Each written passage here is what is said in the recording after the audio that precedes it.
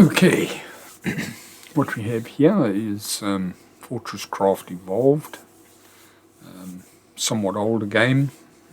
Kind of internally to the game, it has a very Minecraft type look. In other words, it's a sort of a blocky voxel game. It's not Minecraft, although it actually does have quite a lot of similarities to a much older mod pack or mod for Minecraft, somewhat like Buildcraft and the old, what was that called? Industrial Craft, I think it was. It got a lot of similarities to some of that. But anyway, what it is, it's a tower defense, base building game, 3D first person. Anyway, let's get started with that, and let's see how that goes. I'm just going to check the Twitch quickly, make sure that that looks functional and that it is actually streaming. It says it is. Yeah, there it is. It is working. Right. Okay. What have I got? Oh, I've sort of started a kind of a world there. Right, let's go here. Let's resource, we're not going to put it on the rapid, we're going to have it on what's called plentiful. The other ones are scarce, which kind of dramatically makes the game longer, but it's actually a little bit more grindy as such. So we're going one on from the default, which sort of is supposed to give you kind of a 30-hour game. We're going to go for this, which is supposed to be about 80 hours in total. Probably run a lot longer than that.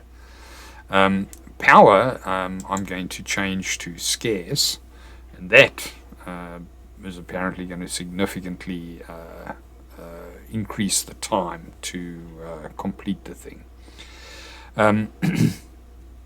Conveyor speed is going to be slow, so they're kind of, I think it's 50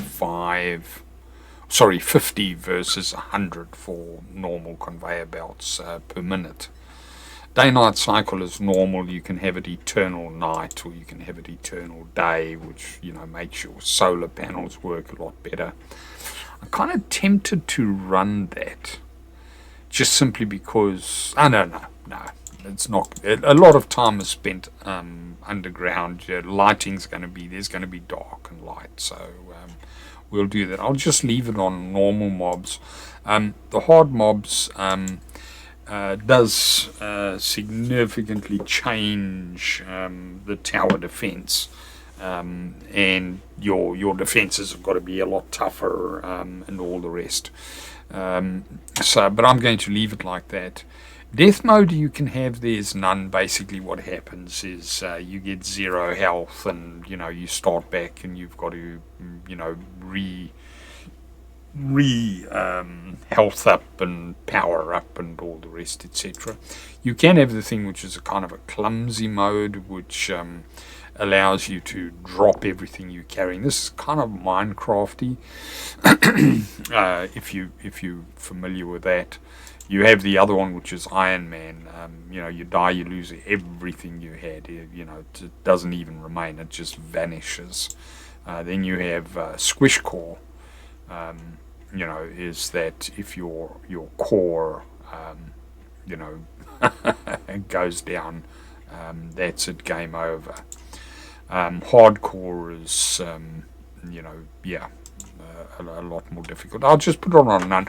The reason I'm going to do that is just simply because of a couple of kind of a glitchy type things that happen. The game's not without its faults. we're also going to change this. Let's call this crash site. We'll call this crash site. And putting in a name for that kind of generates a seed. I'm going to leave everything else. I'm not going to use any of the mutators, which are things where you can make changes. This one's actually not a bad mutator. It actually means that if your central power hub goes offline, it kind of acts like your controlling computer. Everything else will power down, everything else will stop. Things won't work until your central power hub comes back online. Actually, I think, sort of just thinking about it as I was describing it, that's actually not bad. You can make this hardcore inventory thing, so there's some things don't have much of a stack limit. There are other things with stack limits by default, like 150 ore that you can carry. But I'm going to put that on. I'm going to put on important CPH. Your CPH, your central power hub, is now terribly important. Your CPH is now super duper important. Keep it alive or suffer. So I'm going to do that. I've got a bunch of mods. The advanced logistics hopper is just one that allows you to place things a lot tighter. Auto place, a very good thing for putting lights in rooms instead of going along and counting blocks and say, oh, I want to put a light down every 5 blocks, and then you kind of go around looking at the ceiling, planting lights and things like that. So yeah, it just takes a lot of grind out. Bright rooms is another one, so that you're not constantly dealing with a necessity for lots of lights.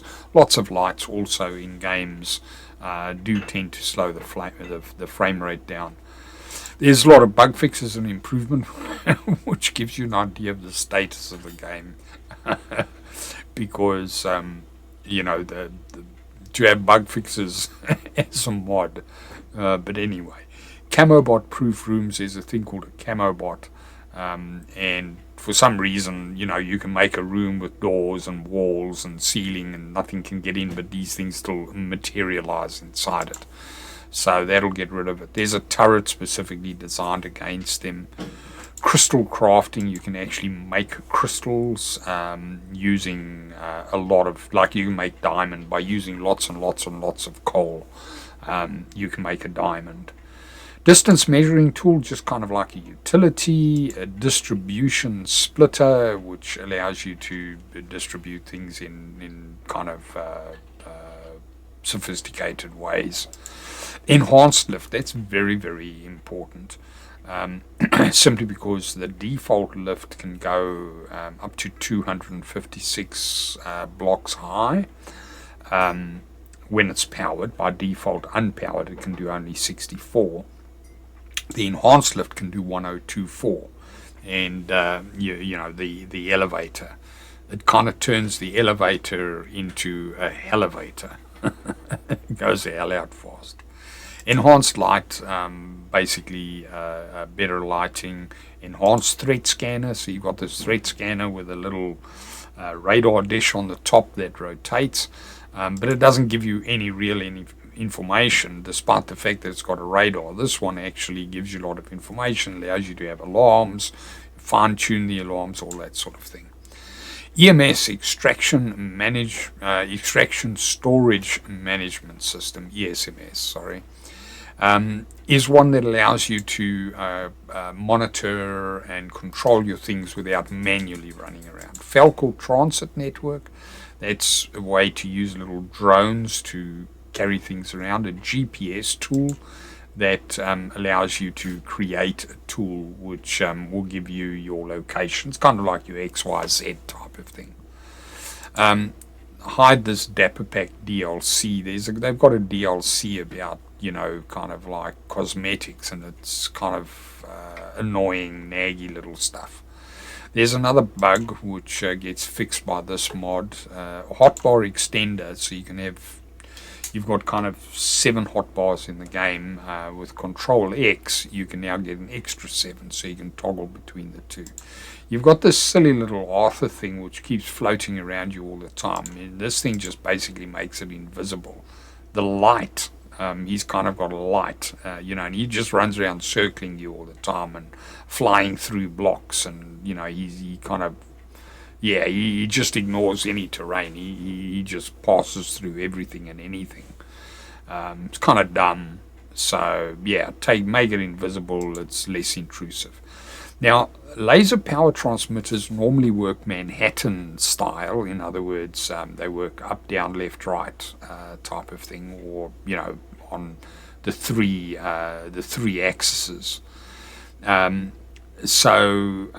This one allows you to direct it towards any angle. So in other words, it can go left 4 degrees, up 7, type of thing, and precisely aim somewhere. A lens swapper is basically just the way to upgrade lenses. Minecraft display unit, this is just something that helps you debug minecarts. A Mark II auto excavator is an auto excavator that we kind of use a little bit at the start of the game. Later on we'll use another one.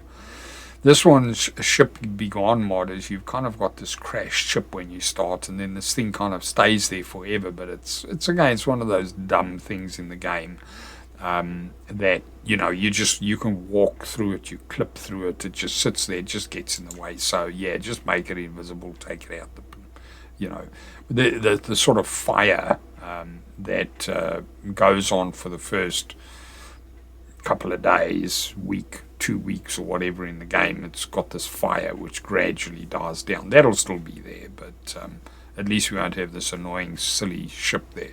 So this one and the invisible hide, the invisible Arthur and so forth, really kind of fixes those. No glow stick. For some reason, glow stick, which is a chemical reaction, you kind of got this stick with 2 chemicals in it, and you break it. It's got a little glass inside it, and these chemicals mix, and then it glows for a certain amount of time. For some reason, the developer decided to have smoke coming off this thing, which is crazy. So anyway, this fixes that. No Minox in rooms, so that if you create a room and you seal it off and it's got doors and and what have you, etc., there's not going to be Minox. Now, Minox are things that sit on your conveyor belt and steal resources. So if you go through the trouble of building a room and a room controller and and all the rest, etc., you're not going to have Minox sitting on your stuff. Paste builder. This one's very important for me. It's a thing to automate room building to a degree.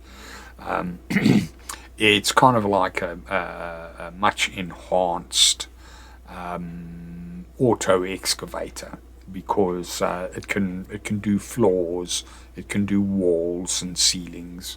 It could just dig holes. You can tell it to ignore ore, or you tell it, remove the ore or whatever. So there's lots of nice things.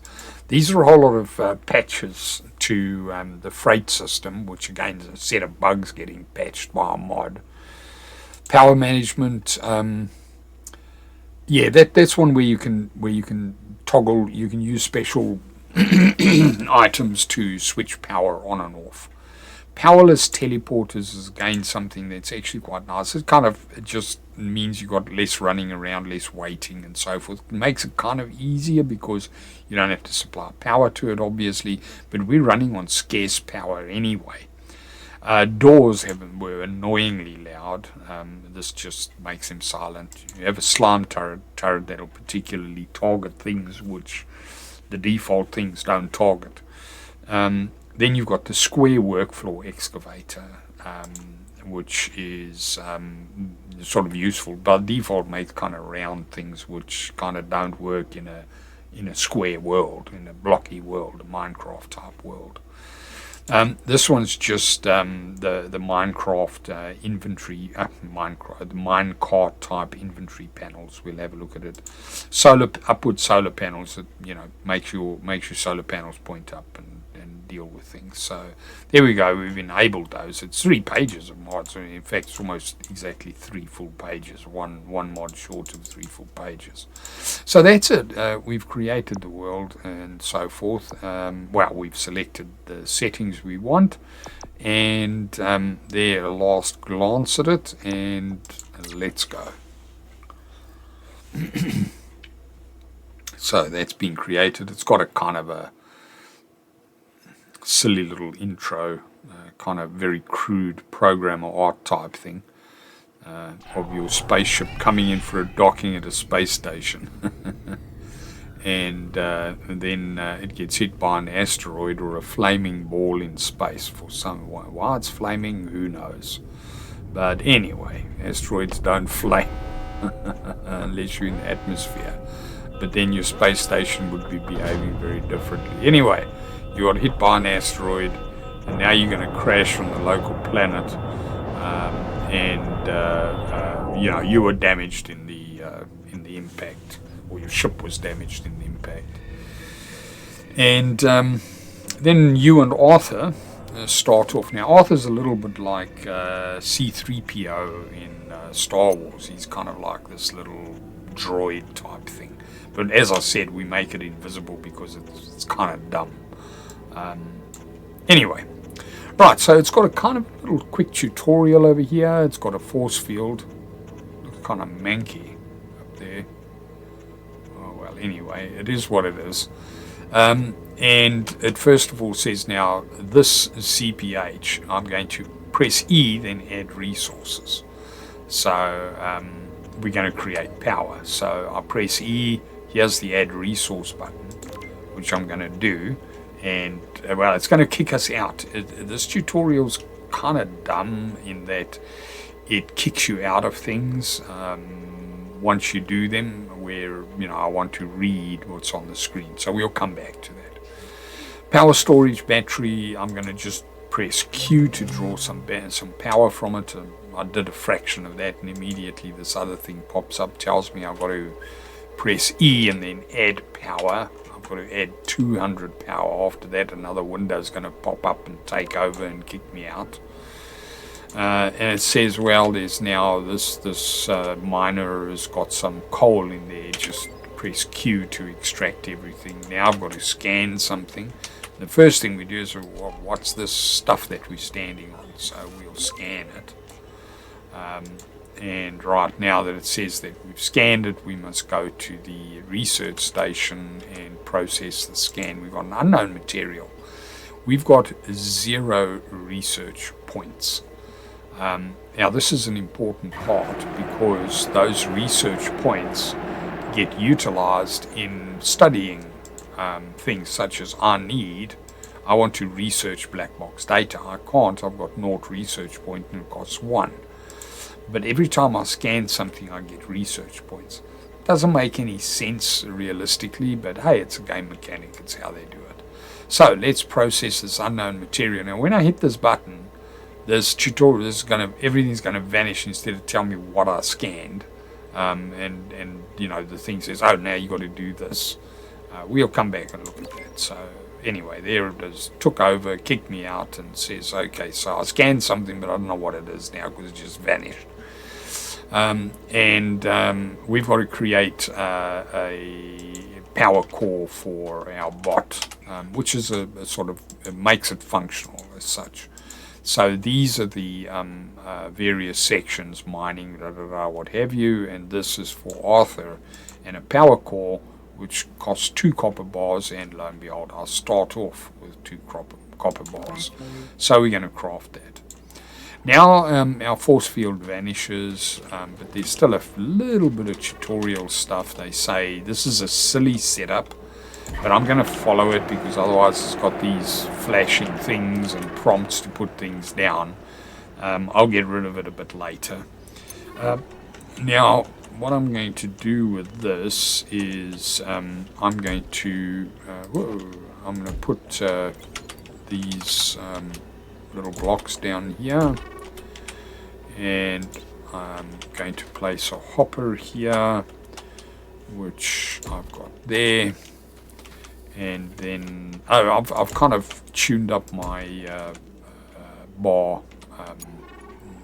Normally it's kind of quite cluttered and got a lot of rubbish on it, but I've put some things on it that are useful and sort of semi-organized. Right, so this one is going to be add only hopper, and this is going to be a remove only hopper. Well, I'll come back to that and explain it again. Okay, so now all this tutorial stuff has disappeared. There is another setting that you can put on where you can say minimal tutorial. If I disable that, now I'm going to get stuff up on the right hand side telling me I should do something, such as pressing H and take a look at the guides page. I have to view this page, otherwise it's going to keep prompting me. Anyway, so there are some guides there, and we take a look shortly.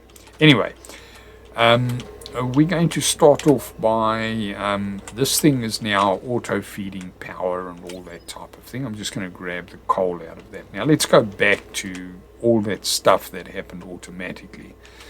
And looking at this ground piece, I'm going to press H because that's what I scanned. And this information vanished instantly because of the silly tutorial they have. This I didn't get to see it.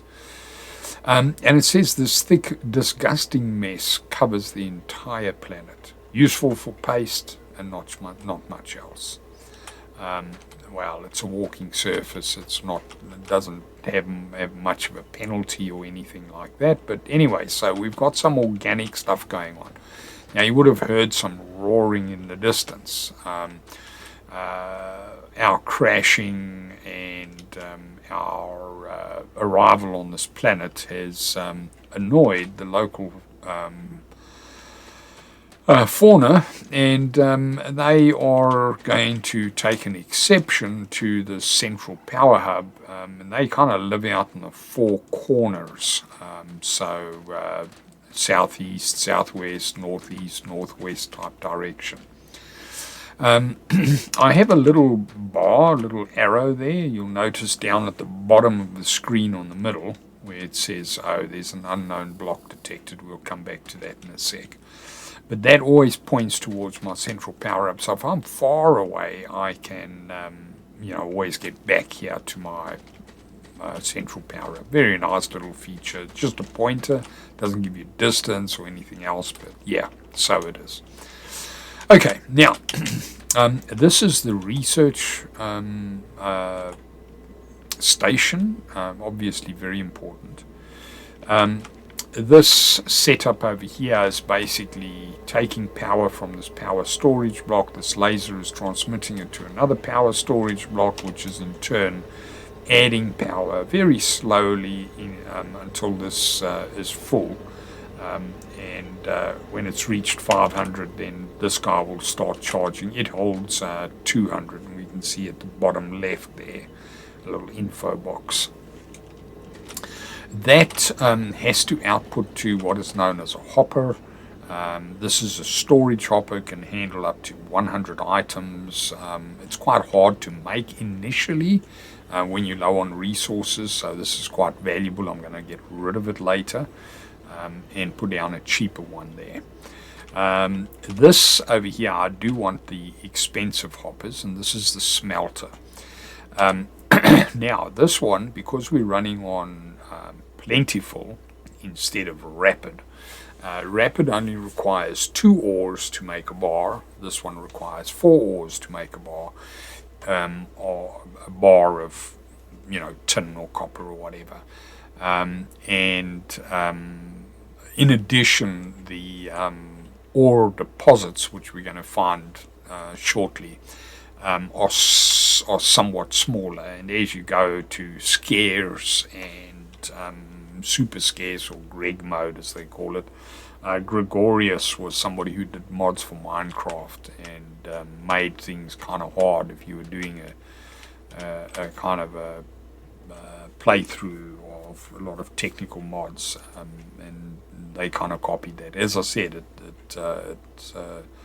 kind of copies a lot of Minecraft ideas to start with. Anyway, so this thing requires a hopper, and it will extract from a hopper and drop off to a hopper. To make sure it extracts only from this hopper or whatever, I choose this. So this one says remove only, and this one says add only. So this machine will remove ores from here, process the ores, smelt them down into bars, and deposit them here. So I'm not going to get bars mixed up with my ore over here.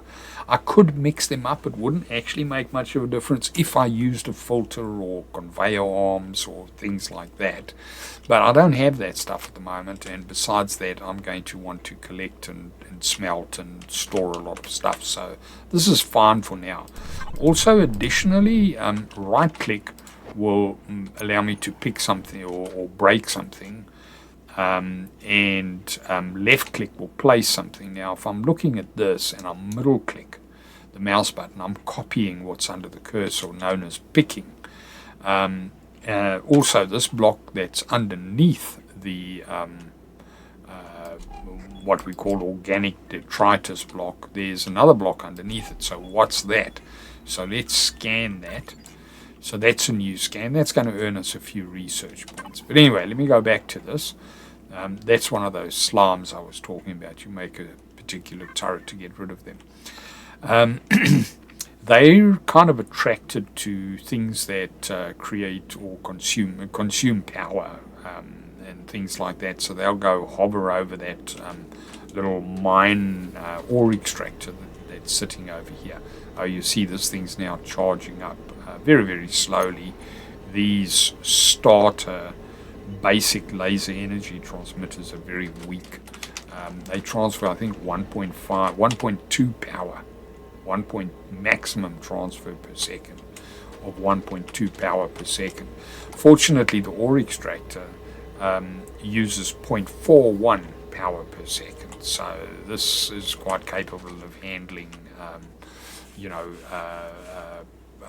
3 with,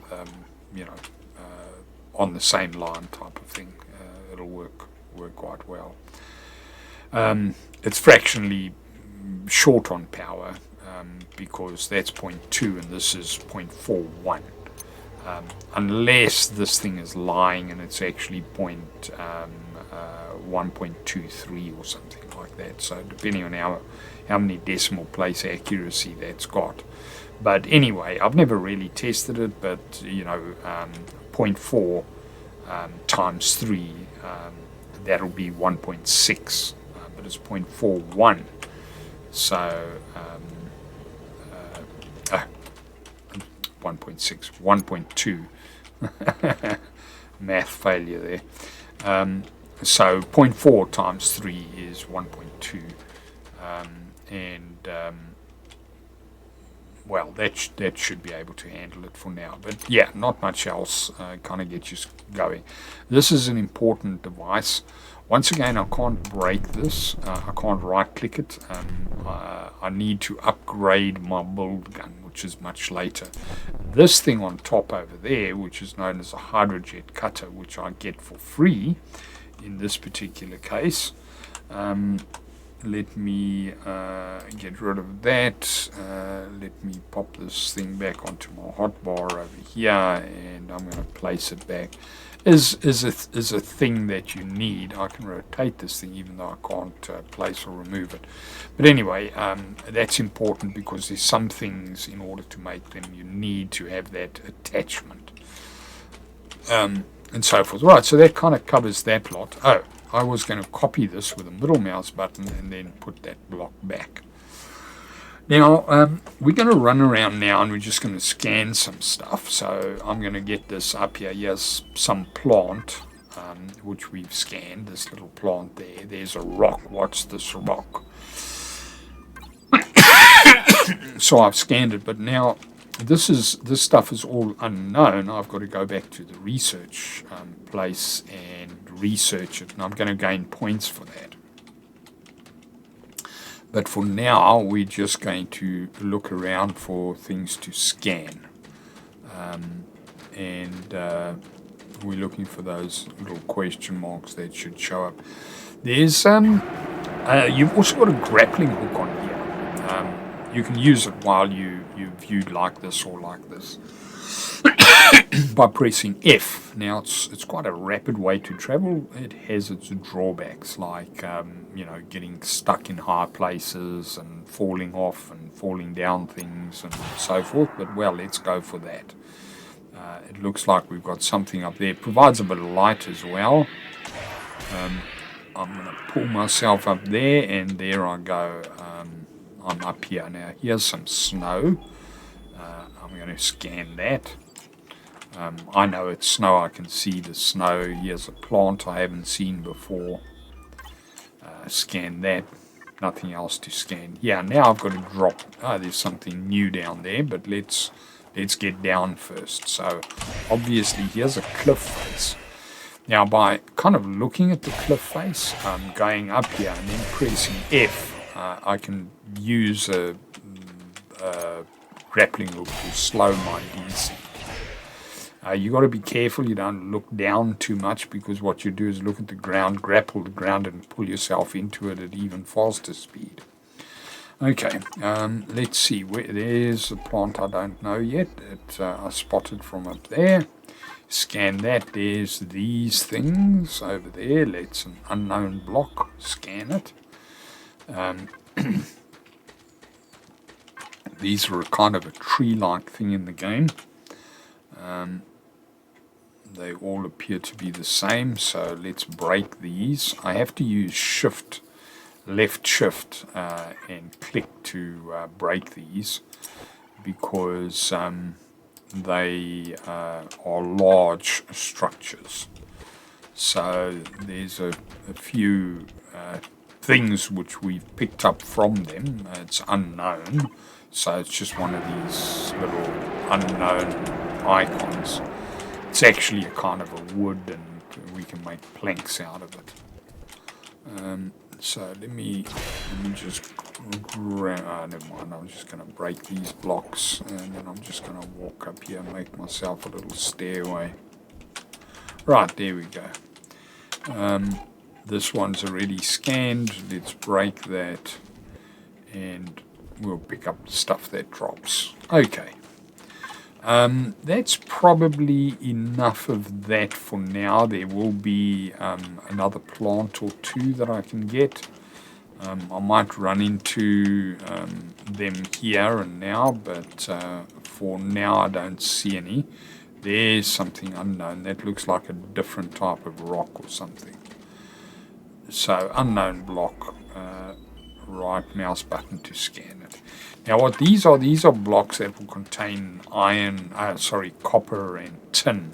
But I very definitely don't want to break them now and pick up any copper and tin until I've set up my first mining operation.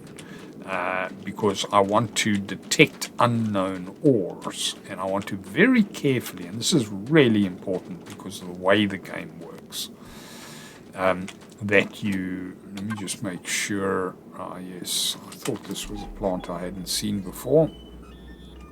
Scan that one. I'll just keep this in my hand. If I glance at one of those, if my cursor runs over something, nice drop here. This is where you would have that crashed spaceship which has been made invisible, which you could walk through anyway. But yeah, this is the fire from it, and that's the crater from your landing. How you survived that, nobody knows. But anyway, your C-3PO kind of equivalent saved you somehow. Must have ejected you. Right. Where he got this big block from, nobody knows either. Okay. So, we have 10 scans to process. It says use our scanner to find copper ore and find tin ore, which we will do in a moment. But we have unprocessed scans, and these are research points. We have 8 available. For now, each one of these is going to give me different scan points is also going to identify it. They each use a certain amount of power, which is kind of important because we're running on scarce power. So I'm going to process that. So that's a rough hewn rock. This item was Mandragora plant. And you know, you can press H and you're supposed to be able to see it, but it doesn't quite work properly. So anyway, you can go and look it up, but we'll deal with that maybe later. What was this? Oh, those were large rocks. This one requires 350 power to research. So what is this unknown material? That's the glow tubes, those kind of tree things. And this one is the other type of large rock. That's, I think, the tin bearing one. The other one was the copper bearing one. This over here for 175 power was the tree trunk. So that's wood. As such, so it's your old Minecraft punchy thing. What was this? This will be some plant called a bauble-berry, another plant known as a coxcomb, another plant known as tundra breath. That'll be the one up in the snow. And this one is the snow itself. So there we go. We've got 50 research points. We have a few projects which we can unlock for a mere 350 power. Black box data. Your suit contains a black box that stored all sensor readings following up to your crash on this planet. Researching this data could help you determine what exactly happened. So let's research that. That unlocks other things. A thorough analysis of the black box data recorded by your suit has now been completed. It confirms your visual analysis that a foreign object, believed to be a meteor, hit the station as you were preparing to dock. The resulting explosion damaged your ship's maneuvering thrusters, causing a crash landing on this alien planet. No other survivors have been detected at this time. So we are alone on a foreign planet, and the local fauna is kind of wanting to make sure that there are no survivors, including me. Right, so now what we can do is we can research local life forms or base building. I'm going to ignore this for the moment. This planet is not dead. Scanners are detecting both plant and animal life forms. This project will investigate the life forms and determine whether they present a threat. We've got some points. I'm not going to research it now. Let's just do this other stuff. It's more important to do our base building. We'll come back to this in a moment. It looks like we're stuck here. We're going to need to build a base. Okay, so let's research that. And that unlocks these three things. Assembly line machines, really important. Bars are simply no use. For us to have any chance of surviving, we will need to craft those into much more complex shapes and types. So let's research some assembly line machines. Again, that unlocks a few more things. But we want to pay a lot of attention to the power grid, and you cannot survive on just the power produced by our central power hub for long. As our base expands, we'll need to find new ways to generate power and transfer it to distant mining operations so that we don't need to run about powering them manually. Indeed. So let's research that. Now, we have a couple of other things. There's this one. Let's unlock that. Well, we need 700 power. This thing is busy drawing power off the power hub for now. Let's actually kind of leave it there for the moment. We'll come back and do that. Let's let this thing build up some power. This thing over here, the solar panels have opened because the sun has come up. So it's generating a little bit more power than normal. But it is currently burning the coal, and the hub is storing some power, but of course this guy is busy sucking in the power as well. So this guy has stopped working, and you kind of get this low storage thing.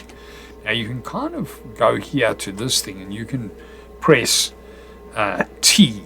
By looking at the far left at the bottom, we have this T, offline warning true. If I press T, offline warning is false. It still doesn't actually work properly because it says, oh no, we're out of storage, but so I can't turn these warnings off. There's no problem because we're full of coal. However, I do actually want to empty that out, and I'll take the extra 15 that it was storing internally to the machine as well. So we have a bunch of coal on us at the moment. I'm also going to sort out my inventory for a moment. What I'm going to do is press I, and I'm also going to press S for suit upgrades. So this extra battery, spare battery, kind of think of it, this is that kind of Arthur C3PO type power setup. So this is kind of like a spare battery that we can utilize and draw. These things over here are ampoules. They're kind of provide you with a health boost, and you will then use, your suit will use power to repair you or repair the damage and so forth. These ampoules kind of work in conjunction with that, making it more efficient. Right, so what I'm going to do is I'm going to store my coal there. These are the lights that you make with coal. The rest of it doesn't really matter. They can just float around in the inventory, or kind of stack it up or whatever, etc. Sort alphabetically, or sort by type, or whatever, etc. Or sort by quantity. It doesn't really matter. I kind of like to put my coal over there. Later on I'll put some improved coal and stuff like that over there, because it's kind of easy to see. The rest of it I'm going to use from the hotbar anyway. Okay, so let's now get to finding our first ores. Ooh, I right click there. Let me copy that, paste that. Okay, let's go to our scanner. We have 3 pings, which are useful. Ping unknown, ping known ore, and ping air. Now we do know one ore type, which is this one here. That's a coal vein. I'm going to right click and scan it, and it says to me, okay, so that has got 37,535 coal. Okay, it's got 10 cubic meters, so there's 10 blocks worth of this coal in the seam. However, if I look at this, it tells me it's only got a 10% efficiency. So that means that this coal vein, even though it's got 37,495 ore in it, I'm only going to get 10% of that, 1/10. So obviously,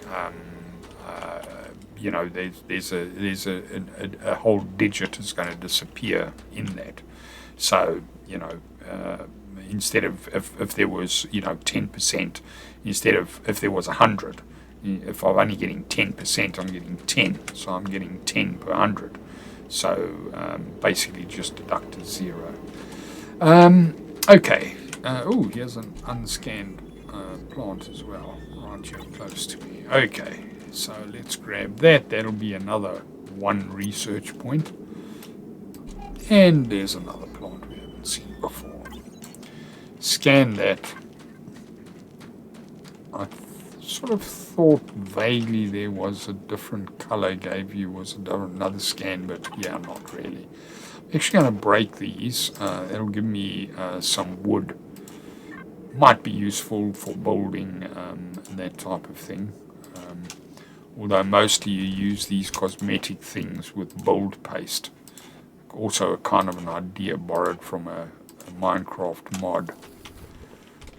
And so forth. And even though this thing does look very much like Minecraft and has copied a huge amount of ideas off of Minecraft, it's very different from Minecraft in many aspects. I mean, not least the fact that you're running a tower defense base building type of thing, which was not Minecraft at all.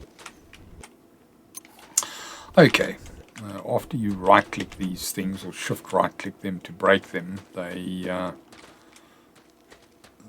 oh, that's one of the rocks. No, that's a rock I've seen before. Just the angle and the colouring that looks a bit different. Okay, so we've got a couple of extra scans. We picked up a little bit of extra wood, what have you.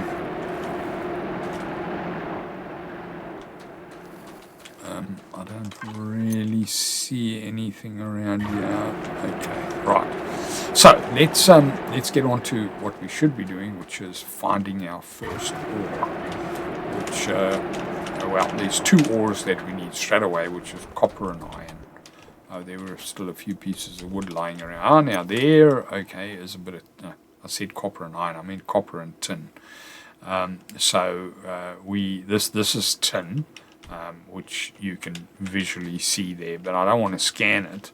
I want to actually go here and I want to scan and find closer things, particularly important right at the start, because I don't have any conveyor belts, and so I'm going to make some conveyor belts, and the conveyor belts are going to be made somewhat slowly because I've got to run backwards and forwards. And then, if it's a long way, well, I'm going to need lots of conveyor belts. Right, let's get back to the scanner. So we have unknown and known, and as I said, known ore, we have the coal, and we can also scan something that we know, and it will give us info about that ore deposit. We also have ping air, which is kind of useful if you kind of dig straight down. Now in Minecraft, they kind of tell you never dig straight down, you can fall into the lava. Now this thing does have lava, but it's like really deep. It's like 1.5 kilometers underground, 1,500 meters. This game has got a significantly larger vertical world than Minecraft. I've never actually tested the limits on, the XY, the XZ coordinate. The Y coordinate is the up-down coordinate. I've never really tested its size limit. It's probably not as big as Minecraft can be, but vertically it's much bigger. Okay, so the other one that we haven't discussed is ping unknown. Now at the moment we don't know copper or tin. So what I'm going to do is I'm going to scan for unknown ores. So I left click, and lo and behold, here's something right here. So that looked like this was kind of a high point. And we're going to dig straight down. Now let's see this spot here. Let's maybe dig over here so that let me ping that again. That's definitely underneath me. Might not be the highest spot, but there we've got something there. What's that? Oh, I have a thing called the glow sticks. So I'm going to press throw a glow stick. Now by default, the glow stick is a very silly thing. It's kind of this bluish thing. There's a glow stick, and it's this blue color, and of course now everything's tinted blue. But if I press M, because I have some of the DLCs for the game, why this is not built into the base game, who knows? But hey, you know how people work. They marketing experts. They will deliberately cripple things in order to try and sell you extra stuff. I think that's the case here. Anyway, if I have the paint gun, I'll right click the paint gun. I can choose a color, and it's already chosen white. I could have just said accept. Now that color is going to be the color of my glow stick. So there we go. We've got white light. We can actually see what we've found, and we have found copper.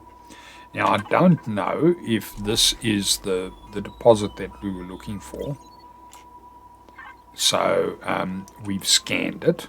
What I'm going to do is this is the direction towards our central power hub. What I'm going to do is I'm going to kind of make a little staircase here, just to get out, because I'm going to kind of run in and out of this thing a few times.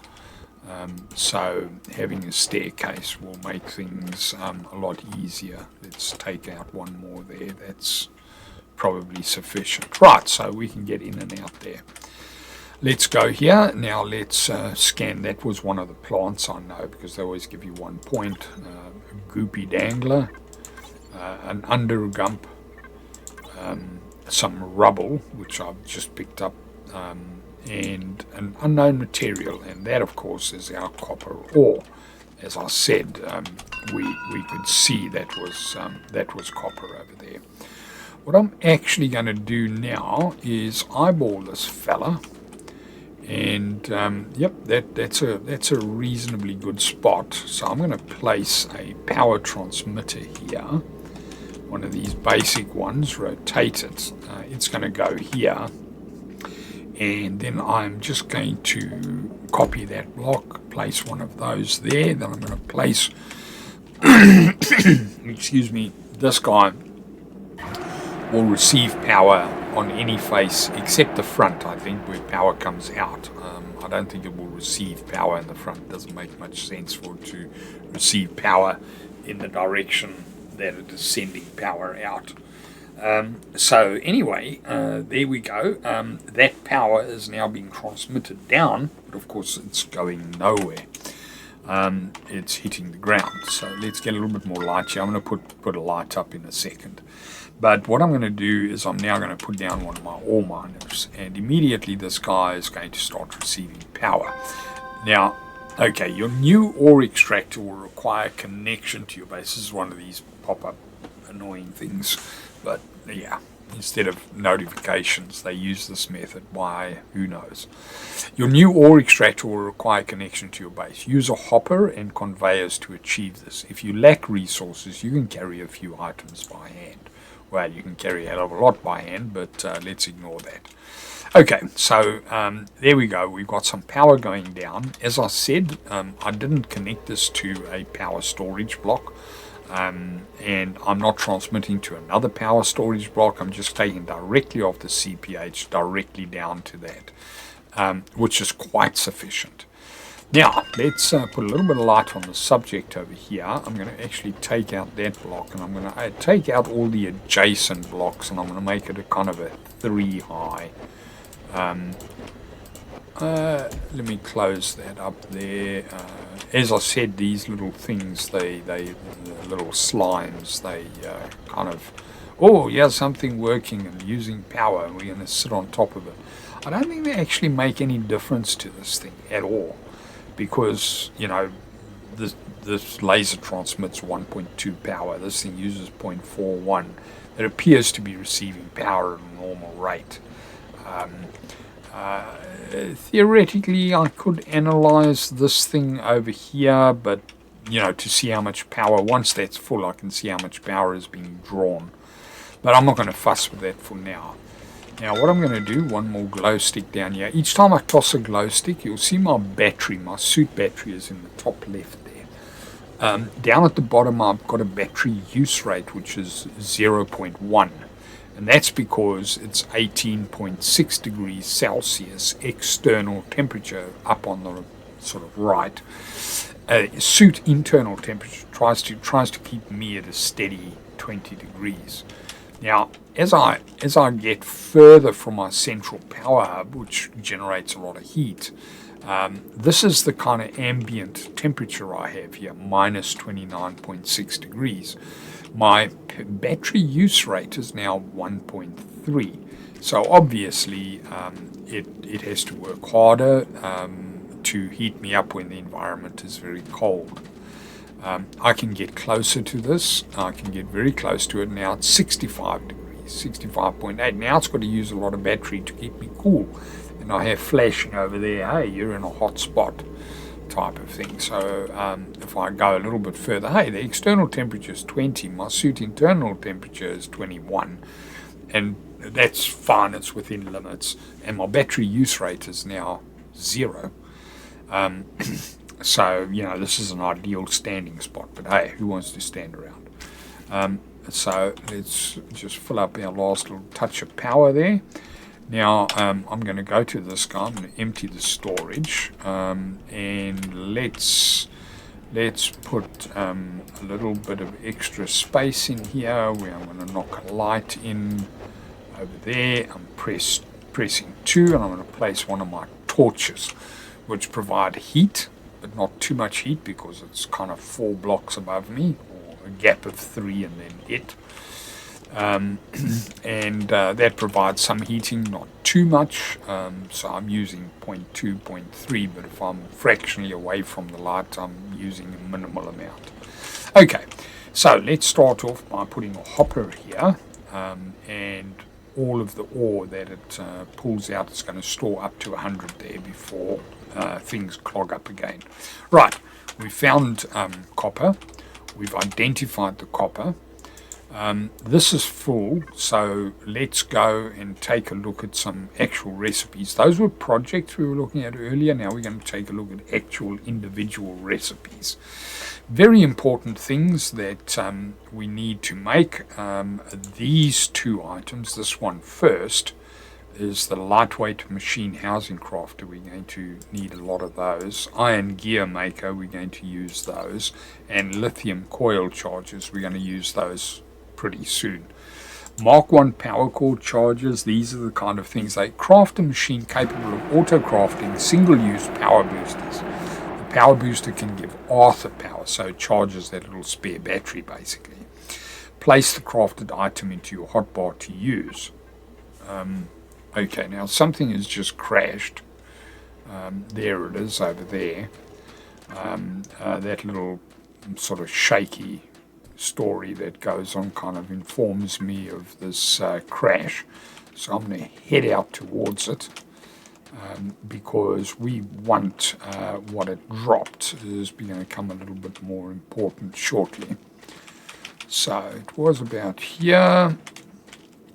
Let's go on. We should see a flashing light when we get close to it.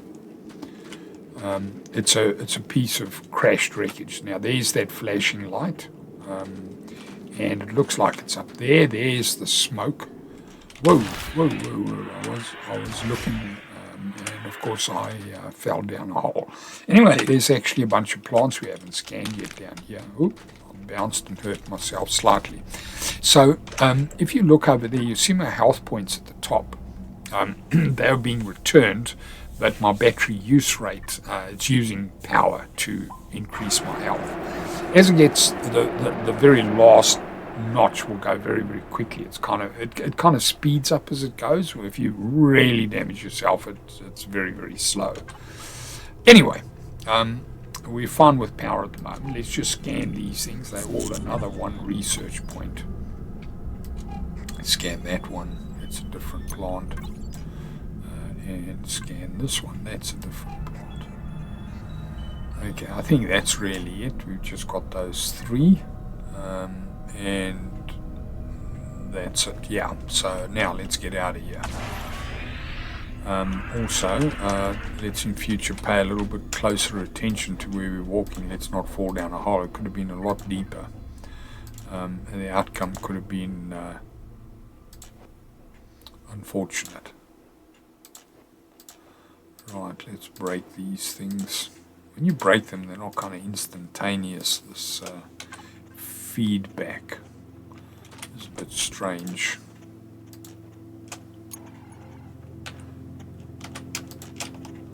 Right, so let's go there. There is some more tin.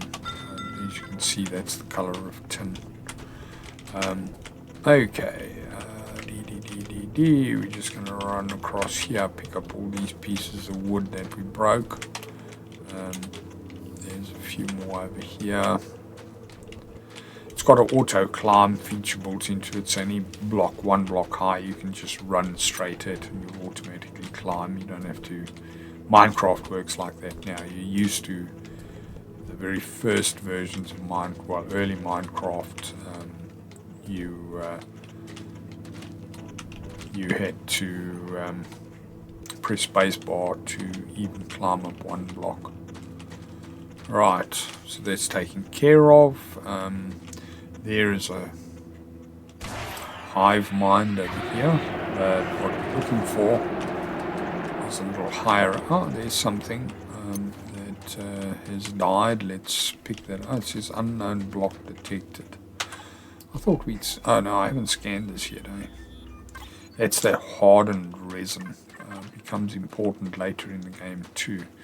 Very important actually. You make fuel out of it. Right, so we've come across this thing, which in actual fact is this block. The rest of it you can just you walk through this stuff. There's this little block. In fact, I can walk through this block as well. It's got no hitbox as such. However, let's scan it because we get another point to... Oh, and I'm out of power. Right, so now this is going to be bad for me, but I've got some spare power. I think. Let let me tell Arthur to come. Oh no, I haven't got spare power. Right, so what I'm going to do is I'm going to pick that block up. I'm not going to scan it, and then I'm going to head back to the base. Now what I can do is I can pop down one of these little things over here. And this obviously generates the external temperature 75 degrees Celsius. So that temperature is going to leak through, obviously, because I have got no battery. Otherwise, I will get hypothermia. I'm going to overheat myself, so much so that I actually take some damage. But basically, I've got some spare heat, and then I'm going to make a run for the base. I'm going to use the grappling hook to get back quicker as well. Right, so I'm now running 32, 33 degrees, 34, 35. That's probably hot enough. Right, so pick that up. And let's go for it. Now everything's red because I'm so hot at the moment in the suit. Let's go here. Zick. We pull ourselves there quickly and there quickly. Might take a bit of damage, not too important. We're now pretty close. Let's zoot across here as well. And let's go down here. There's some more of those tree plants. We're now getting cold. We're only at 10 degrees. We're starting to get hypothermia. But we are here pressing Q on this guy. I can just suck out a lot of power out of it. So there we go, filled up our power bar. What I'm also going to do is I'm going to turn Arthur off. So this tells him to moving away. Arthur will not charge. I'll bring this up by pressing tab, by the way. This tab will also show me his current charge level. He's currently charging off of sunlight. My suit has also got a little solar power panel on it. This is something telling him to charge and, disconnect from the charger, which I can do remotely. And this would tell him to stay close, and he will transfer his battery, which is also shown here. You get it over there, but you also see it down here at the bottom. But I'm going to tell him to stay away from me. So in other words, he's kind of like a spare charge, and I use him, instead of him just saying, oh, you're low, yeah, take some battery. Instead of doing that, I'll actually run out of power, and then I've got him as a backup, which is kind of nice. Okay, so I was just picking up that little bit of wood that was here. But we've got some new scans. There's one other scan which we kind of missed out on from that little crashed wreck. But there'll be another one, and we'll pick it up. And what we've done is we picked up a research part. Now, if I hover my cursor over it and press H, a research part, the crashed cargo pod appears to have a number of advanced pieces of circuitry we're just unable to reproduce on the surface. Taking this to your lab and using the analysis mode when it's in an attached storage hopper should yield some useful research. This is kind of like an extra spare 5 research points type of thing. Anyway, what we need to do, having run around and been talking for so long, I'm going to come and grab the copper. There was 74 in there. That smoke distracted me for a moment. It's not a crashed pod. It's this thing's going to burn for a couple of in-game days or a week or two, who knows. Let's empty that out. And let's go and research that, which is the orange glow pod, the glow shroom, and the purple glow pod. And this over here is the hard resin which we scanned. That gave us quite a nice bunch of research points. Let's unlock a few of these things now. Aesthetics, I'm going to unlock it. If I press H while that's selected, it does work in this particular case. And I can click on this and it tells me that there's a few things. I use this alloyed space window, the transparent glass, and I also use a construction paste grinder. So then there's things like reinforced concrete wall and a few reinforced things which are important. And you can color storage crates and things like that. I don't really care about those, and all the canvases. The canvas is actually very badly done because you make these things out of paste. When you break them, you're supposed to get paste returned. Instead, you end up with these things stuck in your inventory. So never use them. Don't ever use them. Right, so let's unlock that for 5 points. Basic mining upgrades. We're going to unlock this spooky aesthetic, some stupid Halloween thing or whatever. You know, this tour card, some kind of, oh well, who they are. Not my cup of tea. Okay, we're low on power again, so let's leave the research at that.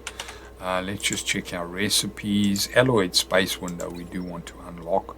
Storage crate, I do use that to kind of keep my inventory in check. I do want to use the basic drill motor, which improves the collection speed to 200% at the cost of increased power usage.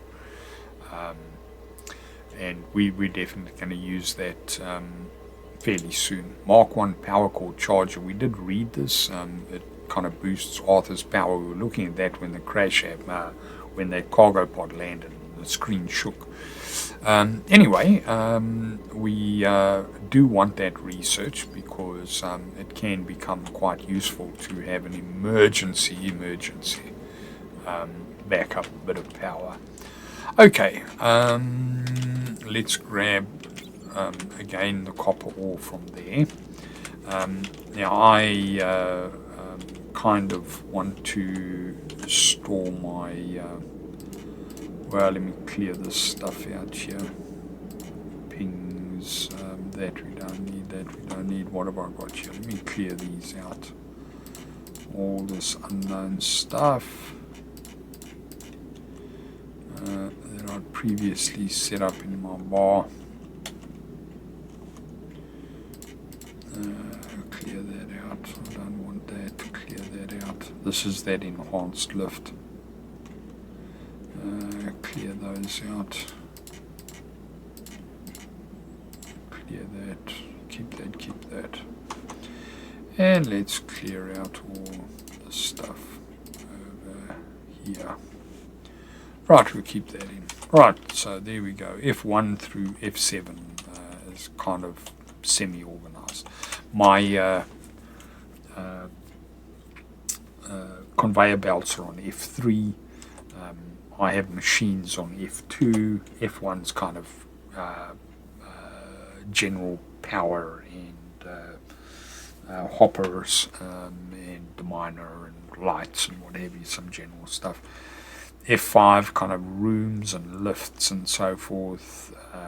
This lot F6 I'm going to use for defense, turrets and signs obviously, and F7 for building blocks. Okay, now this was add only, this is remove only, so this is the one where we're going to store our ores. Let's press F4, inventory. I've got my copper stored here and I'm going to dump it in there. Now what's going to happen is this is going to start heating up. So it uses quite a lot of power while it heats up, and then it uses less power as it's running. But anyway, it's got to reach 1,100 Celsius or something like that. 1,150 or somewhere around there to start smelting. And then what it'll do is it'll actually start making that copper bar. So there's the temperature climbing up.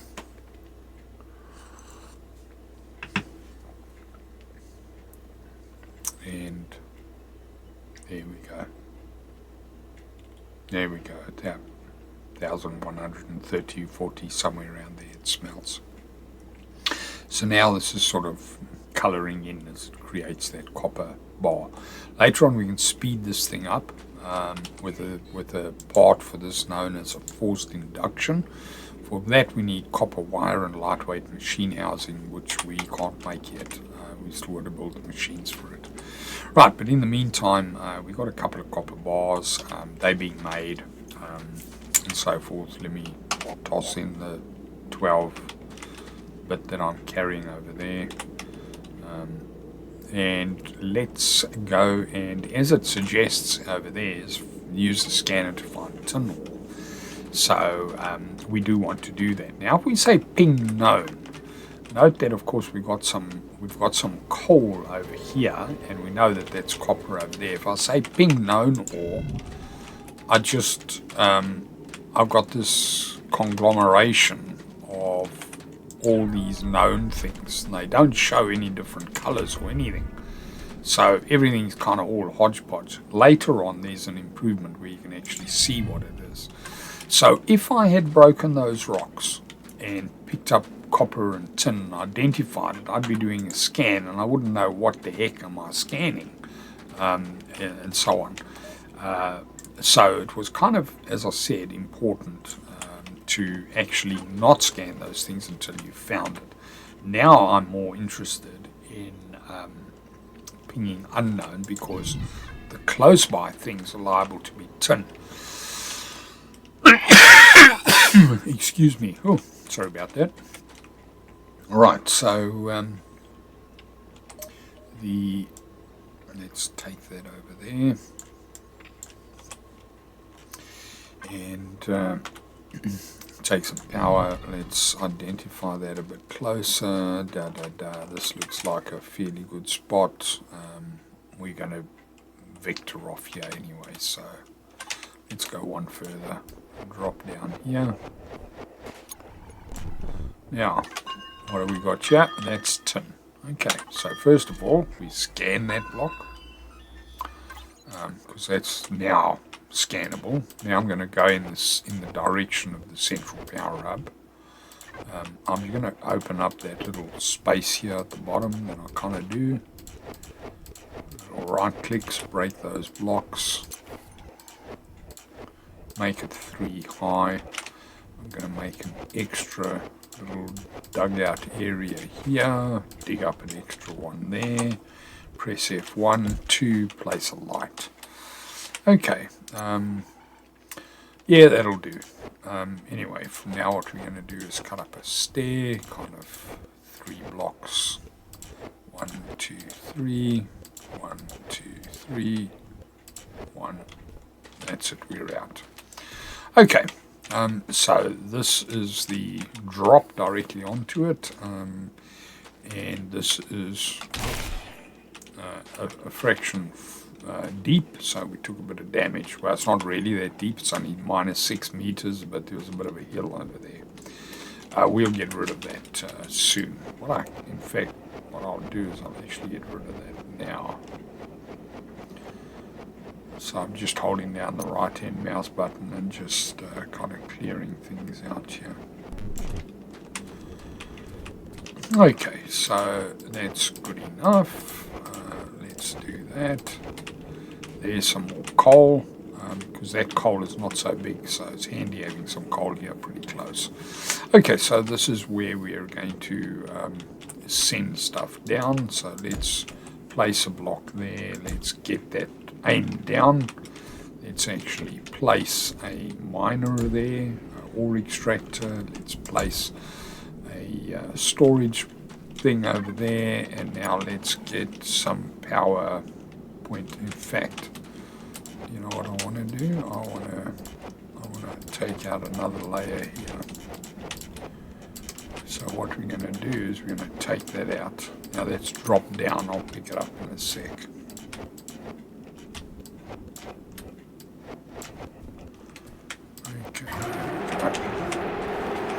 There's our unfriendly local fauna.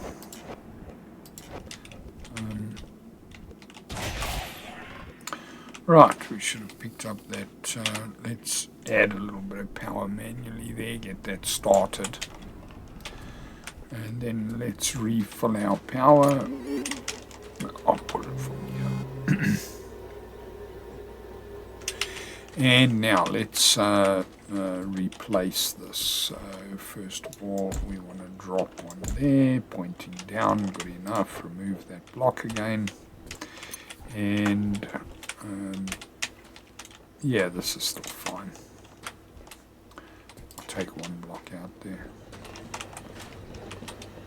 Makes it slightly better if it's about 4 high instead of 3 high going downstairs. Don't bump your head. Okay, so this one goes there. So let's pop this roughly over there. We actually want it here. So we'll do that. I'll take this one. That one can go there. That one can go there. There we go. Right. So that guy's providing him with power, and this guy is now charging up. Okay, so he's running automatically. Grab that unknown material. There's been another crash. There it is. Let's head in that direction. As you can see, that smoke is behind that distant mountain. So again, it's a little bit of a runner. We are fully charged. So let's get a bit closer.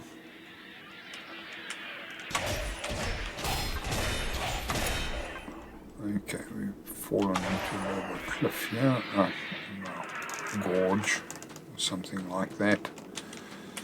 It should be behind this mountain here somewhere. There it is. This time we're going to scan it because we have the spare power and get a squeeze another little bit of research points out. Once again, it's crashed pretty close to one of these hive mines. Okay, so let's... where did he crash? He's down here somewhere.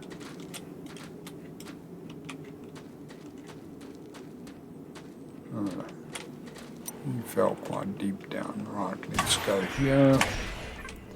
Use that to slow myself down. There was something that we picked up over there. This is an important thing right at the start. We need those. Right, so now we've got this unknown block here. Let's scan it. And then let's break it and pick up the little important 5 research points that we'll get out of that. Okay, so we've done that. Now that we've researched these rocks, copper and tin, found copper and tin, we can break those. Actually, slow down with the grappling hook there to actually pick up the bit of ore. This over here is the hardened resin. This is kind of, as you can see, that hive mined. Oh, there's the big overmine. Let's go take an eyeball out that way.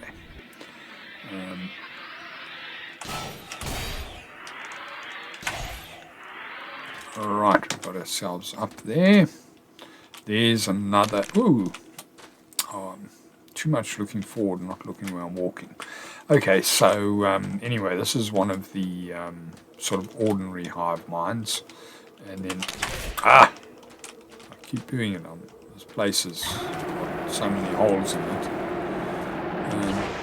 I've taken quite a bit of damage now. It's going to suck up my power repairing it.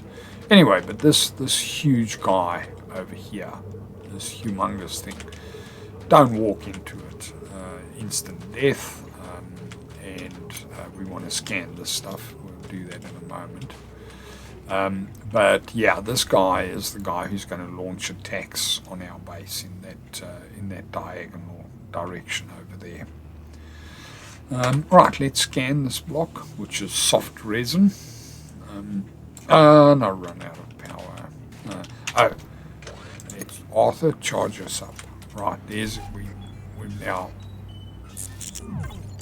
Right, scan that. Don't have to come out here to pick up those research points again.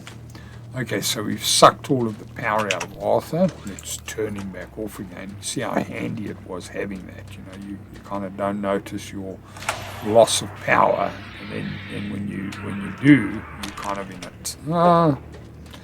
Traveling by grappling hook is not the safest method by far, particularly in the vertical. Although we're going to do a lot of it, particularly while building lifts. But we'll get to that. No doubt we shall have a few fairly serious accidents in our time. Okay, so let's get closer to our base. break that rock. Seems to be running right past it. Grab some ores. And let's rappel our way across here. Rappel onto that. I tried to chuck us over the ledge there, but I kind of misdid that slightly. There we go. Right, we're running past this. Let's empty that. That's that unknown material. We haven't scanned our tin yet, so let's do that. That'll be this. This will be the tin. No, the soft resin. Sorry, tin and copper gives you 10. That's our crashed parts container. A whole 10 research points for scanning that. And the tin ore. The other one was the soft resin. Okay, so we've got those things.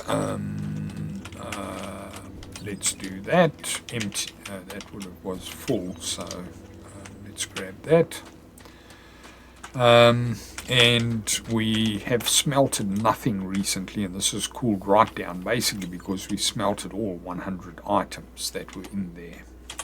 Now what we're going to do is let's remove that from there. Let's go to F4.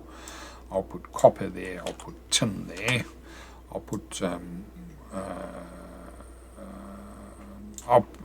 put the tin. I'll put the tin here. Right click, clear that out. Okay, so let's put a lot of tin into there, and we may as well put a lot of copper in there to fill that up. Okay, so that's full up. That's heating up once again. If we keep that constantly full, it'll just keep the heat topped up instead of heating completely from scratch. As I said, once again, let's pick up these rocks now that we've obtained our tin and copper. The next thing we're going to do is go down to kind of, I think it's about level 80 or something. We find iron down there, and then a little bit deeper down find lithium. However, copper and tin are crucially important to start making conveyor belts. Okay, so the first thing we're going to do is we're going to make a conveyor belt crafter. Let's go to, I think it's under these machines. There, basic conveyor crafter. Now I need 1 tin bar in order to do that, so this is still heating up. This guy's out of power. That's because we did a bit of research, so this guy's sucking out power, charging up to 1500 at the same time as this guy, so he's really heating slow because he's kind of out of power. But this guy will, well, in actual fact, let's suck all that power out here. Okay, now this thing's a mission report. Pops up and takes over your screen. Horrible when it happens if you're busy in mid-flight on a grappling hook. You can have a serious accident and kill yourself. This is one of those dumb ideas they got, type of thing. But yeah, instead of, flashy in the top right-hand corner, you click on it at your own time. It pops up and takes over your screen. Yeah, not the sharpest idea. But anyway, right, it is very useful. You can now have it do this how often you want. There's a way to disable this thing completely. But anyway, so it gives us some details about, where we're going and, and all the rest, etc. We've got 3 conveyors, none are infested. Minox, as I mentioned earlier, will infest things. Anyway, so below a certain depth, I seem to think about 90 or somewhere around there. So we'll say 60 minutes time, do that. If you press escape and go to settings and you have this minimal tutorial, I think that disables that mission report thing. And you can then manually bring it up by typing in /mission report. Yeah, so there the mission report comes up. I can manually bring it up. That would be a much better way of doing it. It's a backtick That brings up a HUD thing. Okay. Right. Once again, I'm going to snag that coal and press F2, and I'm going to pop that onto my N button here on F2. Now let's okay, this guy's now, obviously this thing has fully charged, 1500 out of 1500. This guy will now have power to spare, and this guy will have power to spare. Let's fill up our battery, and this now is just being kept topped up. So there we have got 4 tin bars. We can go back to what we were trying to do, which is making a basic conveyor crafter. So we'll craft one of those. And now, let's drag that down here. Just put it there for the moment. Now let's have a slightly clear area, maybe about here or so. And what I'm going to do is I'm going to place it in the ground. So there we go. I'm going to place it there. Let me turn my light on. The light uses an inordinate amount of power. There's kind of an upgrade you can get. Why your light, I mean, yeah, a bit of a dumb idea, but hey, an extra excuse for some grind or something. What we're going to do is let's pick up what we got here. So long, copper and tin. And let's make logistic hoppers. Let's craft one of those. Each one of they take 2 copper bars, 2 tin bars, so they're like the ultimate unprocessed item. Okay, so there we go. We've made a mini hopper and so on. You can press C to go into self-crafting, and over here you can convert a mini hopper into a logistics or vice versa. Okay, but for now we're just going to put that there. I'm going to say that's remove only, and I'm going to pop this one in over here, and I'm going to say to this one add only.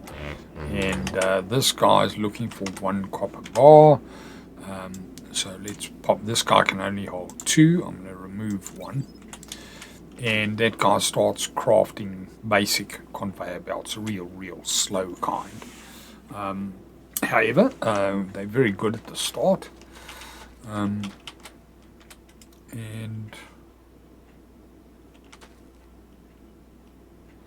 there we go. Let's wait for this. I think this would be happy enough to drop it off into the crafter. All attached conveyors are missing. It doesn't want to place it directly into a hopper. Why? I don't know. But anyway, all of the machines are kind of got their own little characters. It shows, yeah, who knows why it does that. But anyway, so I need a conveyor belt, so let's steal one here, and we'll just borrow it for a moment, take it here, place that there. Right, so there we go, and we suck all those conveyor belts out of there. I think it makes 15 or something out of 1 bar, which is nice. Okay, there, used 9, used 10, and you'll see now it's got a little red. Let me turn my light off. There's no easy way to turn your light off. You just press L until it, you got sort of 1 brightness, 1.8 battery usage, 2 brightness, 5.3. Look at my battery running down. Or super brightness, look at that. Boom, my battery's empty, my light switch is off. However, when your battery's flat, the light switch says it's on, but it's not really on. But anyway, kind of another one of those little bugs. Right, there we go. Turned it off. And the sun's come up so we can see anyway. Right, let's grab those 10. There's 3, 4, 5. Right, so we grab those and pull those out.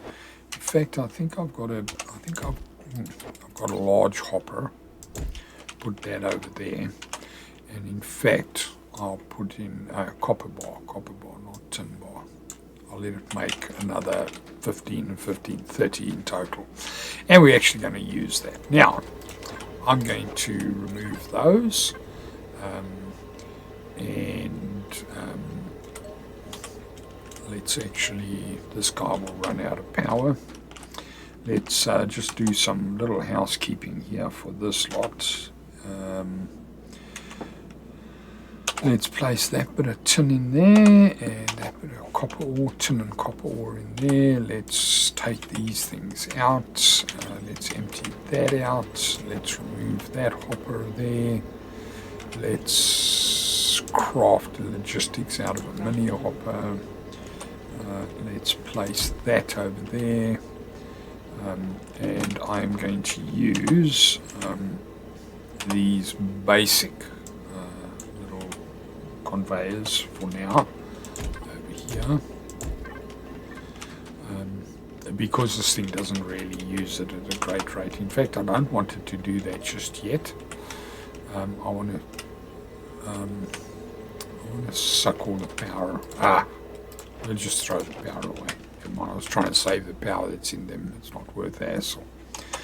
Okay, let's rotate that around. That can go there. Let's allow this thing to feed itself. It doesn't use the coal at a tremendous rate, so this little slow conveyor belt is quite sufficient. Later on I'll come and put in a big conveyor belt over there. It's always nice to have a bit of a buffer. Right, let's once again fill this up with copper. Empty out what we've got here. Let's go to these guys, empty them out, and go to our tin mine and collect all of our tin ore. And once again, this thing is slowly chugging through and processing those things. What have we got? Let's put our tin there, our copper there. Let's stick our tin on our hot bar. Actually, I think, let me do this. Let me put tin there. Let me put copper there. Let me put copper there, tin there. Copper and tin first. So I'll swap those around. Okay. Copper, tin, da da da da da. So we'll go on. Copper, tin, iron, and lithium are the crucial ones, which is why I've got a gap for 4 at the bottom.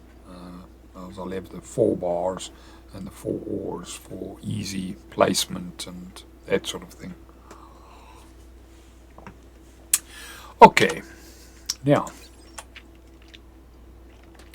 let's get on. We have made a bunch of conveyor belts. We've got another 30 there. How many we've got in total now? We've got 42. We can automate these boys. Okay, so our tins there, our coppers there, we're going to merge them into a single line, and yeah, we're going to bring them in here. Now, we could have swapped these around. This is the output and this is the input, but yeah, it works that this is this way around.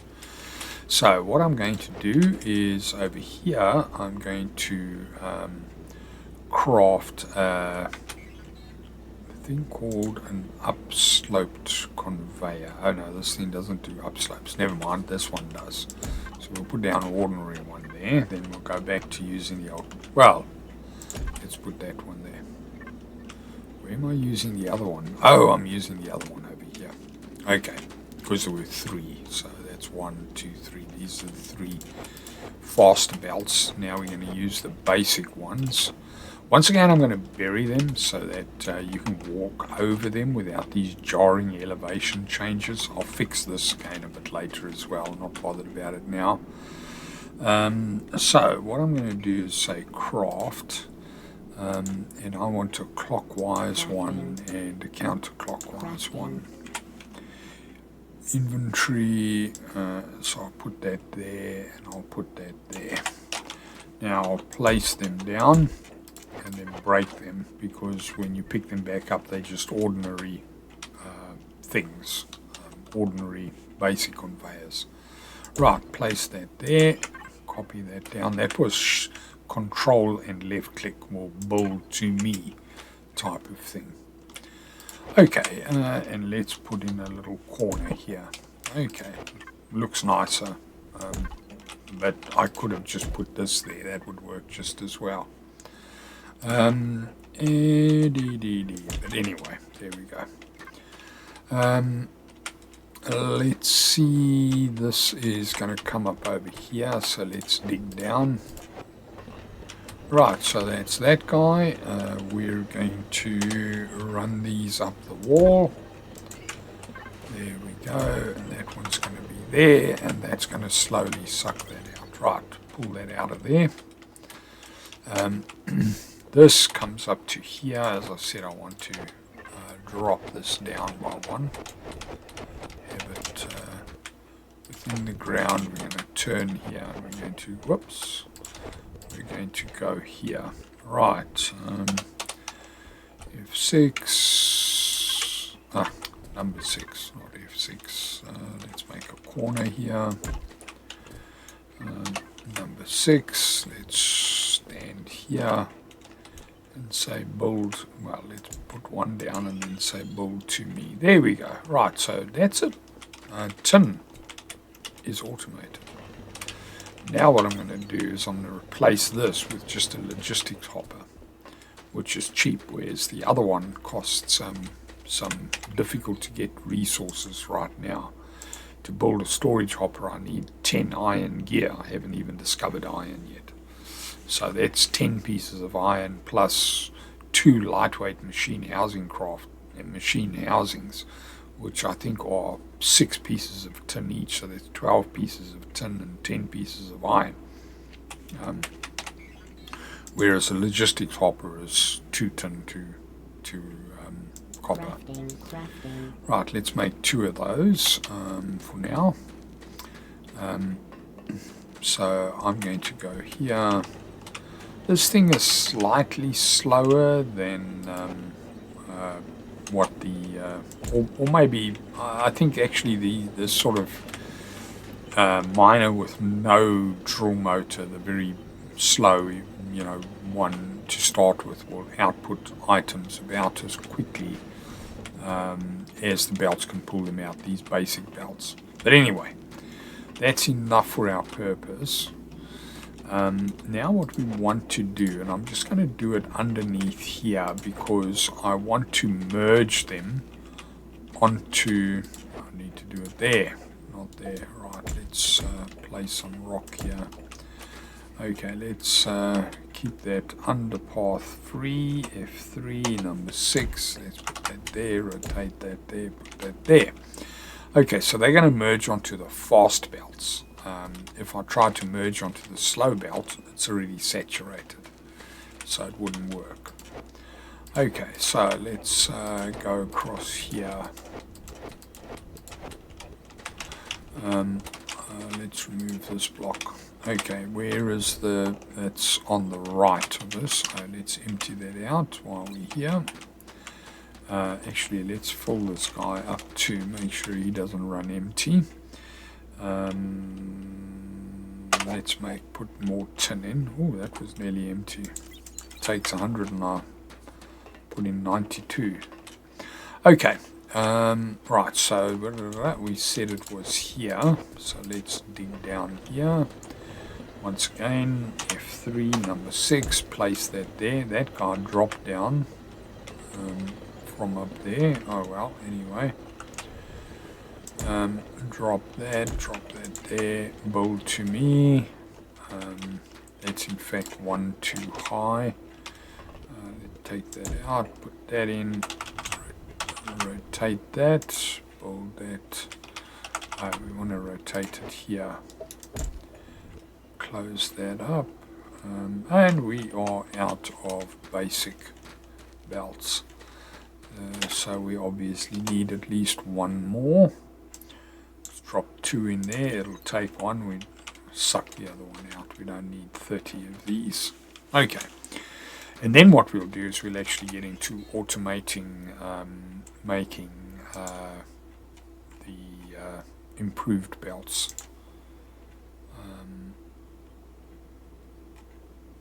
I haven't got the machine available yet, I've probably got to research something. Anyway, right, what else do we want to do? Research automation. I think this automation is the one that allows us to make a conveyor crafter, the fast ones. So we definitely want to unlock automation, research. Room building we do. Suit upgrading we do. We're going to have bigger batteries and things like, okay, now we sucked out a lot of power. I'm going to leave it at that because I don't want this guy to starve of power, because we're running scarce power, so you know, running two things at the same time can kind of drain this guy. Right, let's grab those 15 belts, and that should be sufficient to get us going over here. Number 7, rotate that. Let's close that up. Let's place one belt there and build to me. There we go. Right. So we will now have tin and copper coming in automatically. Put those all in and put those all in. Fill that up. Okay. So coming in slowly, but automation is there. Automate early, automate everything. Okay, that's good enough for now. In fact, I'm probably going to keep that, but let's replace this with, I've got logistic hoppers, place a normal logistic hopper there, and that's going to be remove only. So, let's take a look at these other machines. Advanced conveyor filters, we've got 90 points. We definitely do want to get that, but we don't need it right now. Servo motors are kind of early. These are all the suit upgrades that we want. A square work floor excavator, we're definitely going to use that. The GPS tool, we're going to unlock that pretty quick. We want to unlock servo motors, and let's do the suit. Solar cell, only one. We don't need the suit beacon. That, you know, if you're in clumsy mode and you kill yourself and drop all your stuff, that kind of, you know, gives you something where it's easy to find, or makes it easier to find it. Flashes. A priority splitter, we might use that. Advanced conveyor, we're going to use that. We're not going to use any of the other stuff. Kind of silly stuff, these, but they've got their uses. Okay, now let's research improved ore scanning.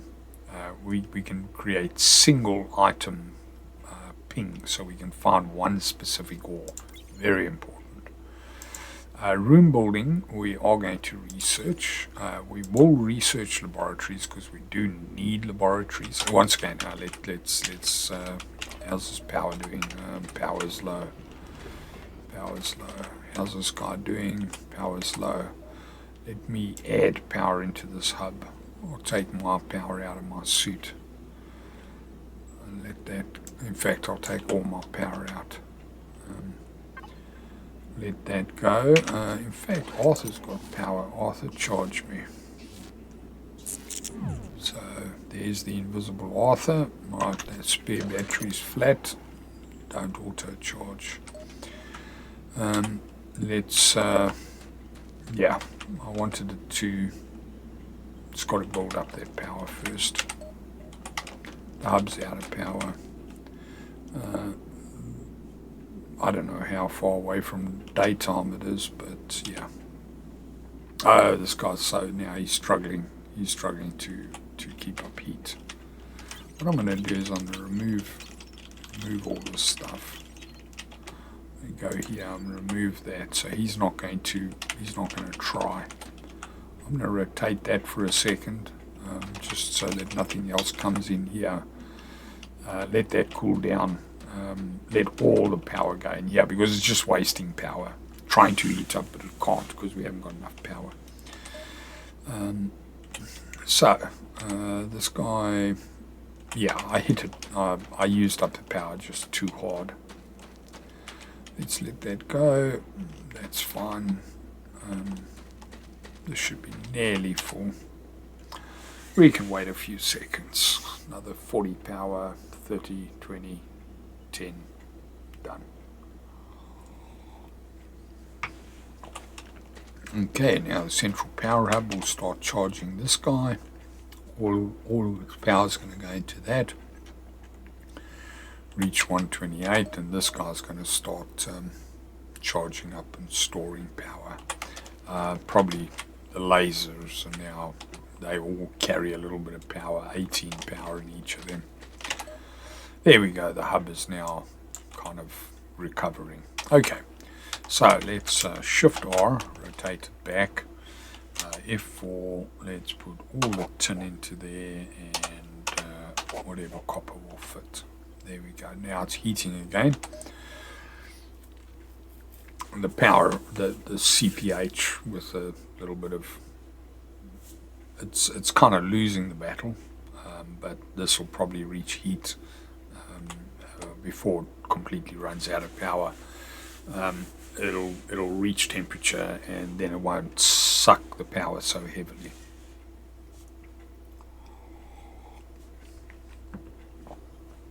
What was it? It was about 1,330 or 40, somewhere around there. Actually, oh, my cup of tea I've got here is a bit cold. I think I asked my lovely wife to warm my cup of tea for me. You wouldn't mind maybe just 30 for that? Thanks, love.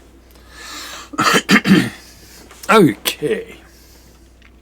I suffer a little bit of hay fever, so you hear me clearing my throat and the occasional cough. I do apologize for that, but yeah, hay fever and a sort of a sensitivity to dust, and I get a bit of a phlegm build up. Let's pull the spare out of there as well, suck that out. Anyway, so that's busy running, and this guy's building back up, and so forth. So we let that guy get a little bit more power before we hit this guy again heavily. What's that? 550. How much is that? Let's let that go. I'm not going to do it just yet. Okay. So we got some tin bar. We wanted to look at building the faster conveyor belts now, which is this one, Conveyor Craft. Oh, thanks for the warmed up tea. Thank you. Right, so to do that, we need one basic conveyor crafter and 1 bar of copper. So that's 1 bar of tin, and there we go. That's one of those and one of those. Right, so now we have a conveyor crafter, and our conveyor crafter, let's put that over here. There it is, it's already there. Let's clear that out. Right, so no valid attached hoppers. What was the recipe for these again? It requires tin plate and copper wire to make these by hand. 2 tin plates, 2 copper wire.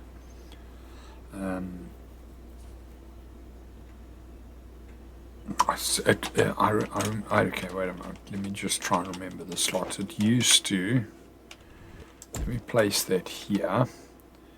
Looking for a basic conveyor belt, 1 tin plate and 1 copper wire. So you see this machine's more efficient than building it by hand. It's built out of 1 basic conveyor belt, for which I get one bar of copper. It gives me 15 of those. So it's 1/15 of a bar of copper, plus 1 tin plate, which is 1 bar of tin, and 1 copper wire, which is 1 bar of copper. So it's a lot cheaper than building it by hand, which would require 2 tin and 2 copper. So there we go. Right, so we want to have inputs, 2 inputs. So now we're going to have a chest storage hopper. We need some, so let's make some. We need 1, 2, 3, 4, 5. Let's make 5 of those. For other things, we don't need 5 right now. We put 1 there, 1 there. Okay, so this is remove only. This is going to be remove only. This is remove only. So he needs 1 of these, 1 of those, and 1 of those. So he's going to do that, and then he's going to output what he builds there. And that I'm putting down a big hopper, 100 at a time. Okay, so let's we'll put our tin in on here. So what I'm going to do is I've got to make some stamper plates first of all. So a stamper plant will make plates. That's 5 bars of tin, 1 bar of copper. Craft one of those. And F2, there we go, it's on our bar number 1. We'll place that there. Okay, now this thing kind of functions as a conveyor belt. These things don't require any power. Doesn't make sense, but hey, it's how the game mechanic works. Okay, so what I'm going to do is I'm going to put a hopper there. This is a remove only hopper. Okay, but this is going to ignore that. And it's going to shove it in anyway. So this is remove only storage, but you're going to see it's going to ignore that. And it's going to pump it in. Unfortunately, when you recess this thing, it sort of hides that. But if we take a look at cosmetics, let me actually make one of those now quickly. Cosmetics, construction paste grinder, take 16 organic detritus. It's about the only use of it. We make a construction paste grinder, so I'll make one of those. Now I'm going to just recess that here and here. I'm going to place that there, and I'm going to place a large hopper right next to it, which is on add and remove. And now I'm going to throw all the organic detritus in there. It will suck it out, turn one of those into one construction paste, and just shove it back into the same hopper, which is fine. So there we go, I've got 8 of those. Now what I'm going to do is I'm going to build a transparent little block here. So it's still not super easy, but it is easier to read from a distance. Unfortunately, it's got a thick border. It would be nice if it was a bit thinner, and so forth. But anyway, this kind of makes things a little bit more visible. Okay, I need more construction paste to build more glass.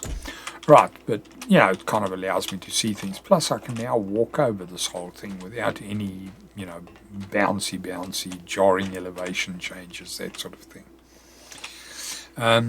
Actually, I'm not going to have that block here. I'm going to bring in some copper here. What did I say? Oh no, I was going to put tin on this side, hey? So, I'm probably also going to make, on this side, I'm going to make lightweight machine housings. So, to do, well, the next thing we need is an extrusion plant, which is made out of 3 tin plate. Okay, so we need to prime this guy and get a little bit of tin plate out of this. So, let's shove 2 in there and a third. Let me just make sure this isn't over full. That is full up. Okay, so this is keeping it saturated. Okay, so that's running along. Okay, put another tin bar in there. Grab those 2. I think we needed 3, it said. Right, grab a third tin plate. Come back here. Extrusion plant. 5 copper bars and 3 tin plate. Craft. Okay, F2, let's put that over there. Let's clear out these things.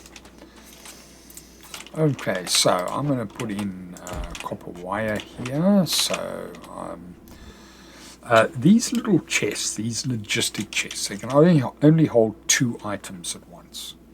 So what's the use of that? Well, the fact is that they operate if you read about them. There's a cheaper version of the standard storage hopper which can store just 2 items but can process items as quickly as a storage hopper. The logistics hopper is suitable as an output hopper for an ore extractor without any upgrades. You should look to upgrade logistic hoppers if they become a bottleneck, and so forth. Now you can take a look at the standard storage hopper. It can be set to add, remove, etc., etc., etc., with the interaction key. So they kind of useful, and there's some write-up about various other parts of it. I'm not going to go over that now. Right, so anyway, what were we up to here? We were going to make those there, but I want to bring some copper in here.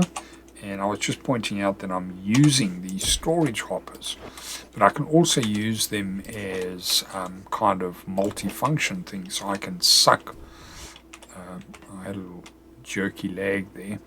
I can suck one out there, I can suck one out there, I can suck one out there, or input one here. So for the moment, in fact, I'm going to put down a large hopper over here. I've only got one large hopper left. Oh, well, actually, I'm using it over here, which I don't really need that much. Ooh, 12 more of those. Let's grind that up. Then I'm going to take this this hopper and I'm going to use it here because I really want to focus on building conveyors. Let me pick up those tin plate. Let me put this one down here, which we're going to F4 number 1. We're going to fill with copper bars. If this guy's finished, he has.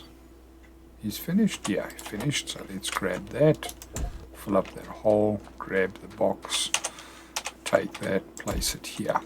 Okay. And this is going to be full of tin. Okay.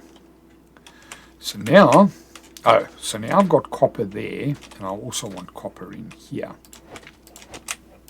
So what I'm going to do is remove that over there, and I'm going to now F3, I'm going to start placing, see, I'm going to suck out a copper. Let me fill up these holes. I'm going to suck out those bars, and I've only got 3 left. Let's make a nice looking corner. I need to feed this guy with some bars. Silly manual way of getting a bar all the way around. Oh well, silly or not, it'll work. Right, we just want to get one bar in here, then I'll end up with this guy spitting out a lot of bars here. That one there, it'll make 15 basics. Right. Oh, this guy wants it in a hopper. Right, so we have to have this hopper here. He wasn't sucking it out. F1 number 6. There we go. So that doesn't... Oh no, let me place it in directly. F4, 1, yeah, 2 copper bars for you. Right, and then it's going to take, what, 30 seconds or so to make it. F3, 1, number 6, let's take that there, put that there, there, and there. Get those first ones made. I need another 2, and then this is fully automated. And we should start making faster belts now too. In fact, I'll just wait for the faster belts. That guy takes looks about 6 seconds maybe to make one. No, about 9. Okay, grab one conveyor belt, F1. Alright, place that there. F1. Conveyor belt's F3, number 1. Okay, grab that one, and there we go. Right, we're using the fast belts. Okay, so what I'm going to do now is I'm going to upgrade all my belts, these included, to the fast variety. I need here at least 4. So that's going to go on. What we'll do is come back here. Let's just empty this out. I don't want this to fill up and then this guy stops working, because then I'll use a lot of power to get going. Our power hub has now got a lot of power in it. And the sun is still up, only just. A good time to study local life forms.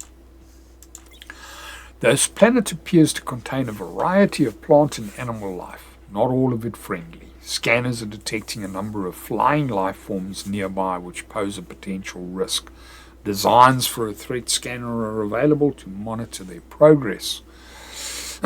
We should also investigate setting up some base defenses. Potentially more concerning, we have detected a number of large organic structures underground which could interfere with our efforts to secure a reliably supply of resources. A reliable supply of resources. Spelling. I thought the developer was English. It's a bit of a grammar thing there for an Englishman. Okay, so we can research base defenses. How's our power hub? Let's leave them. We're not going to hit that hard again. I don't want to run out of power and stall this process. I want that running as fast as possible. Okay, so what have we got here? Take these out. Pick up the bars. Pick up all of those. 11 conveyors. Nice. Let's get rid of this. We're not going to use those anymore. Hey, in fact, let me remove all these for the moment. I've got a couple of spare bars. Craft. Let me put a mini hopper which holds 10. Let me remove those. Let me remove that. Let me place that one there. Let me put that on remove only. Okay, so now, because what I want to do is I want to empty my inventory of all these slow basic belts. I want them to be fully consumed in manufacturing fast conveyor belts. I don't want to run around with the basic ones in my inventory. So, wait another couple of seconds and I'll be able to dump these last 3 into that. There we go. Right. So now we only have fast conveyor belts in our inventory. Let's clear this stuff off my hotbar. This thing went and stuck basic conveyor belts in there too, because I didn't have that on remove only, which I should have had. Right, that's better. Remove only. We'll put that there. It's visible. Now, I was saying, no, I'm not going to do that. Hey? I was saying I'm going to feed a belt in here, but I'm not going to do that. Right, copy that, paste that there. Okay, so that goes, this is, we kind of out of tin here. F4, number 2, place another 13 bars of tin. That's all of our tin. And let's place that. That's all of our copper. Let's pick up those 5 conveyor belts, and it's gone all dark on us. That light uses such a ridiculous amount of power. Okay, however, what have we got? F3, we've got 24 belts on us. That's not going to do this, so let's not bother about upgrading just yet. I actually wanted to bring this line in here, I think. That's a basic belt again that I've just picked up. In fact, I've got 3 of them here. Right, so that's going to go there. But I'm going to wrap it. Let's replace this section.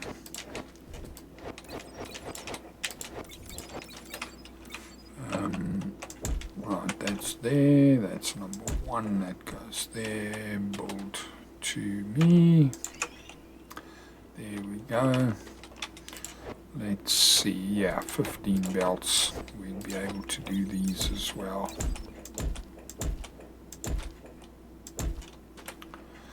I don't want this belt coming through underneath here. I'm going to get it to merge in over here instead.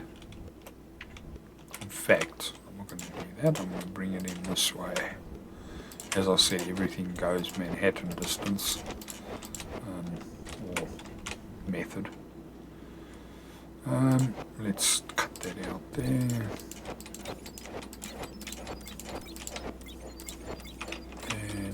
Grab that, let's fill in those, and let's build to me, fill that in.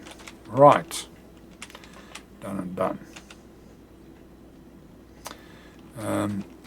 Let's put these belts in here. In fact, let me build those there. Okay, 5 belts left. 3, 2, 1, naught. Okay, so this has to be built back in with slow belts. We'll upgrade those shortly as they come through. Okay, now the other thing is too, we can't automatically sort the stuff that's coming out here yet, because the conveyor belt filter won't do it, and that needs charged lithium coil anyway. We don't have that. The advanced one needs iron gear, so I need lithium and iron. The advanced conveyor belt's the only one that can actually filter out specific items. Conveyor belt filter, despite its name, cannot do that. Okay, so we pulled out everything we've got there. Let's take this. We're sinking every last thing into making conveyor belts at the moment. So there we go, copper.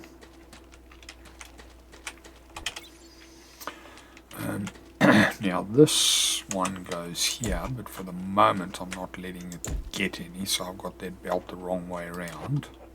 What am I doing? Right, there we go, right, and this will take the copper, and normally it would fill it up over here, but right now I don't want this guy to do that, because all of these belts that I'm pulling out of the other systems, I want those to go in and get used. Then I'm going to remove this little thing here. I'm going to put a logistics hopper back in again. Okay, I'll just leave that there for the moment. That's good enough. I'm not going to use paste a lot just yet. Occasional window. Right, so we obviously need quite a few belts here. That's just going to take some time to do. Now, what we want to do is we want to look at scaling as fast as possible. We want to scale up. Now, a smelter, basic ore smelter, smelts ores into bars, double the speed of a regular smelter, but less efficient. If you have too much ore but not enough bars, this is the perfect solution. Cannot be upgraded with forced induction. And see the handbook for more information. But yeah, I can't I'm pressing H, but nothing's happening here. So yeah, it hasn't got a shortcut to it. I'm not going to go look it up. It doesn't have a search function on the help either. So it's a bit annoying. Okay, but nevertheless, our stuff is coming in, and we're kind of keeping it saturated at the moment. Oh yes, a forced induction. Oh, that's just copper and tin. Might do that, but another crash. Where's that? There it is. Right, D. Off we go. Grab that. They're a lot easier to find just when they crash. Of course, the time that you're underground when that happens, you're going to come back. You're not going to know where it crashed. And if you recall, the first two that we found, they were quite a distance, and you didn't run into these little beacons so quickly and so easily, nor is there a tool to actually hone in on these things. A bit of an oversight if you ask me, but anyway. Once again, it looks like it makes a little crater every time it lands. Okay, we'll pick up that. That'll become a little bit of research later. Let's get out of there and let's head back. What was that? Oh, that's one of those things. Nothing to scan around here. Hey? Yeah. Okay, what we should be doing is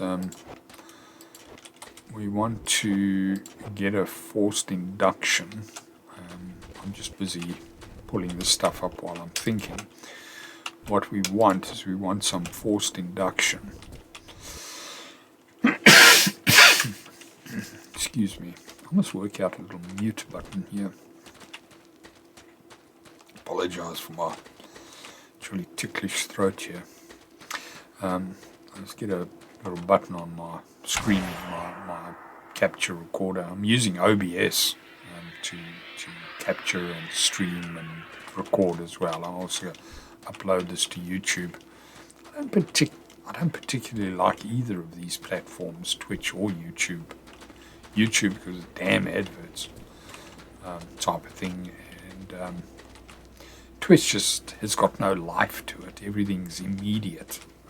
You know, if you and actually I'm streaming onto Twitch at the moment. I stream onto Twitch once a year or something like that. Excuse me. Oh, let me take a sip.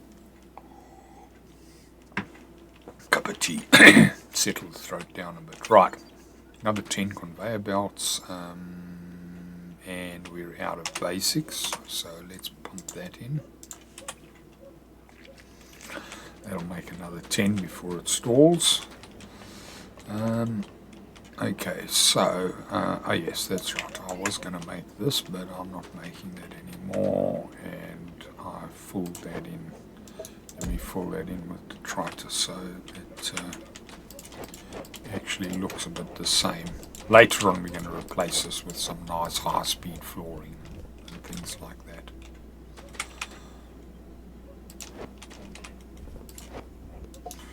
Right, so for the moment we'll just stick this detritus back here. Everything looks almost the same. It's actually slightly different for some reason. There's some slight different colouring in this organic detritus, I notice. Ooh. There we go. Okay. Right, we want a forced induction kit, it suggests, and that's a very good idea.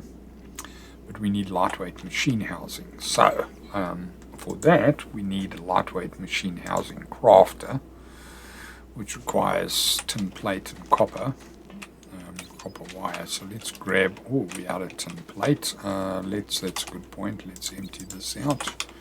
Grab what we've got. How's this guy running? Full of power. He's okay. That's got a lot of power. We can hit another research without killing the power system. Let's research laboratories. That was a big whack of power. But the power up had a bit of a backup. It's making, you know, it's collecting, burning fuel. It's still losing. But it will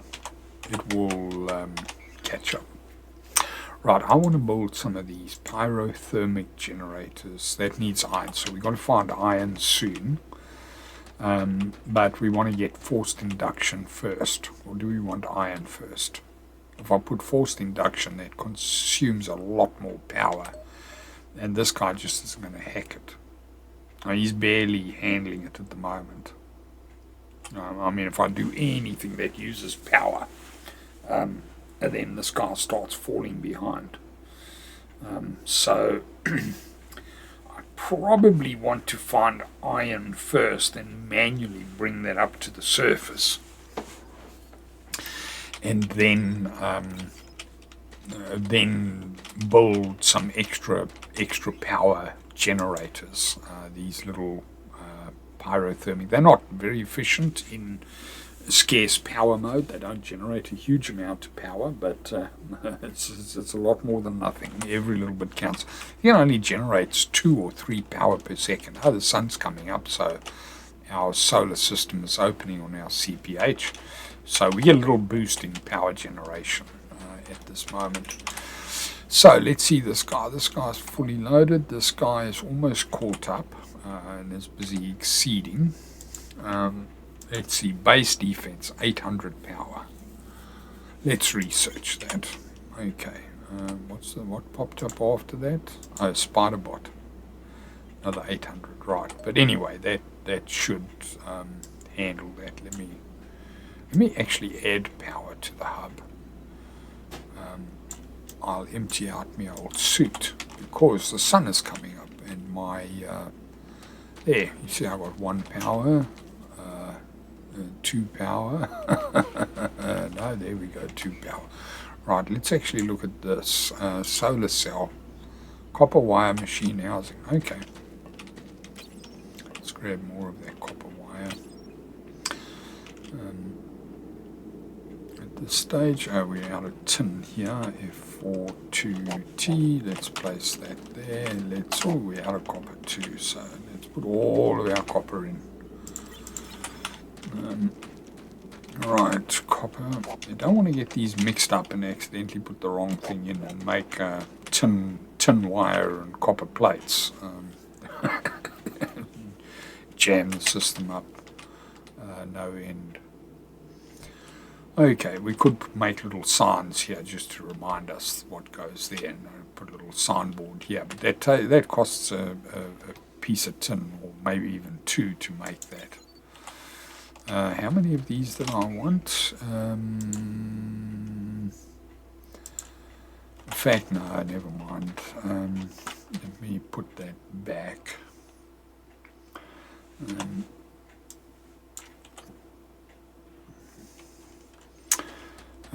Let's see, what do I need next?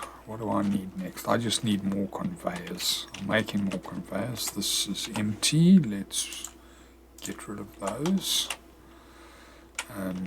How many conveyors have we got? 22. We can finish off the copper with that.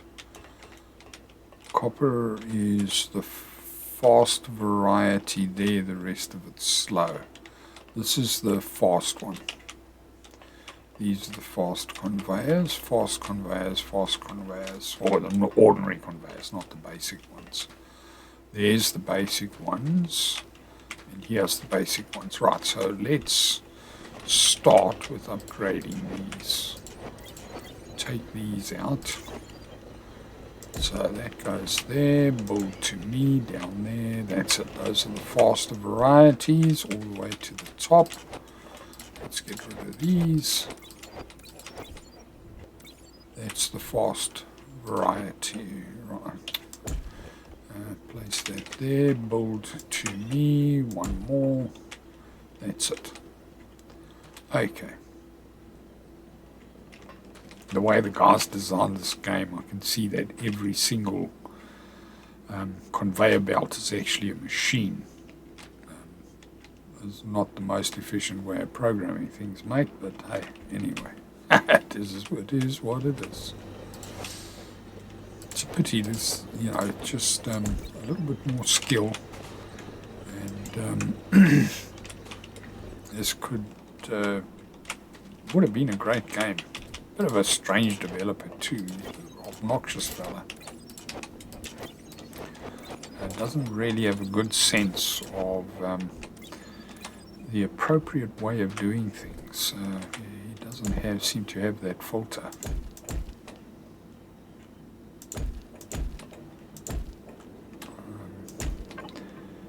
He says things a bit inappropriately at times, or unprofessionally, I would say. Okay, right, there we go.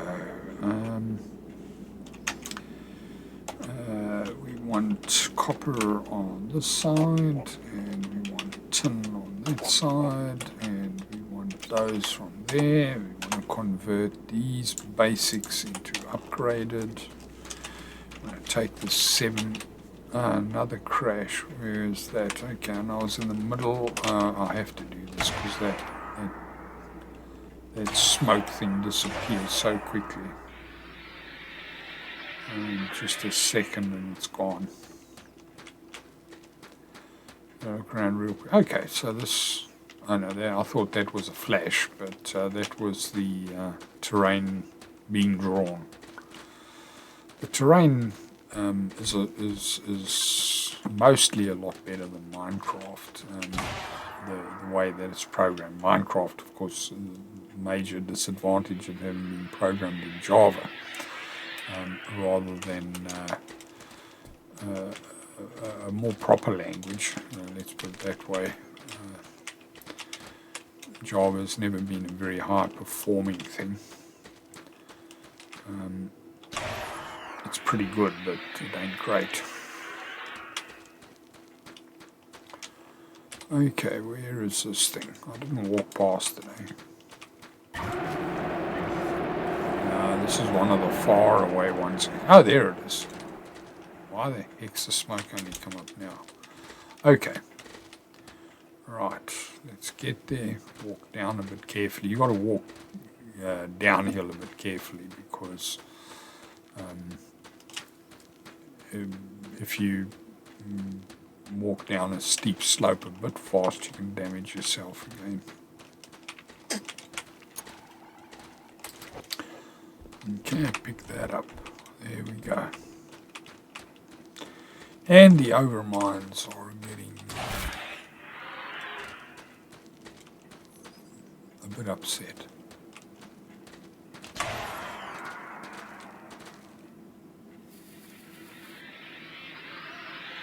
Okay, right, down there's a very bright glow. That'll be a diamond. So let's find that, because that's good research points and occasionally quite handy. So there we go, pick that up. Where am I going to hook myself out here? No, not going to hook myself out, I'll walk out. Okay, unknown block detected. Oh, that was the piece of diamond crystal which I picked up. Let's go around this end.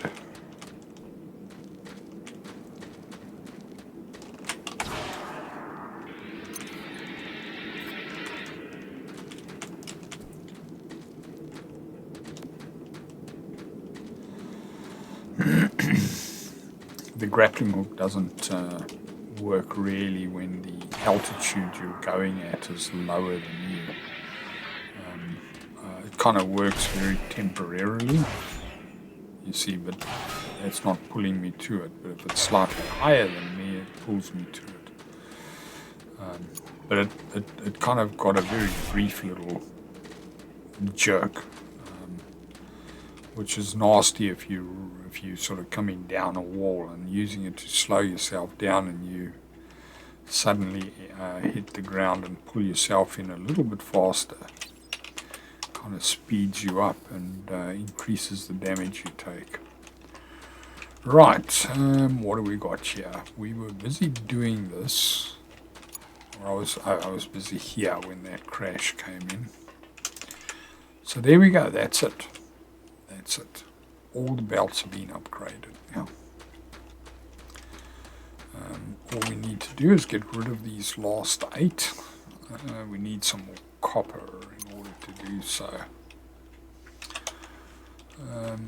Let's take the 15 that we've smelted, put those in there. We'll bang those into there. And that will go. Right, so now what I want to do is start making these housings. Okay, so for that I need, this converts plates, so I need a stamper. I need 5 tin bar and 1 copper. That's going to take me a while to get.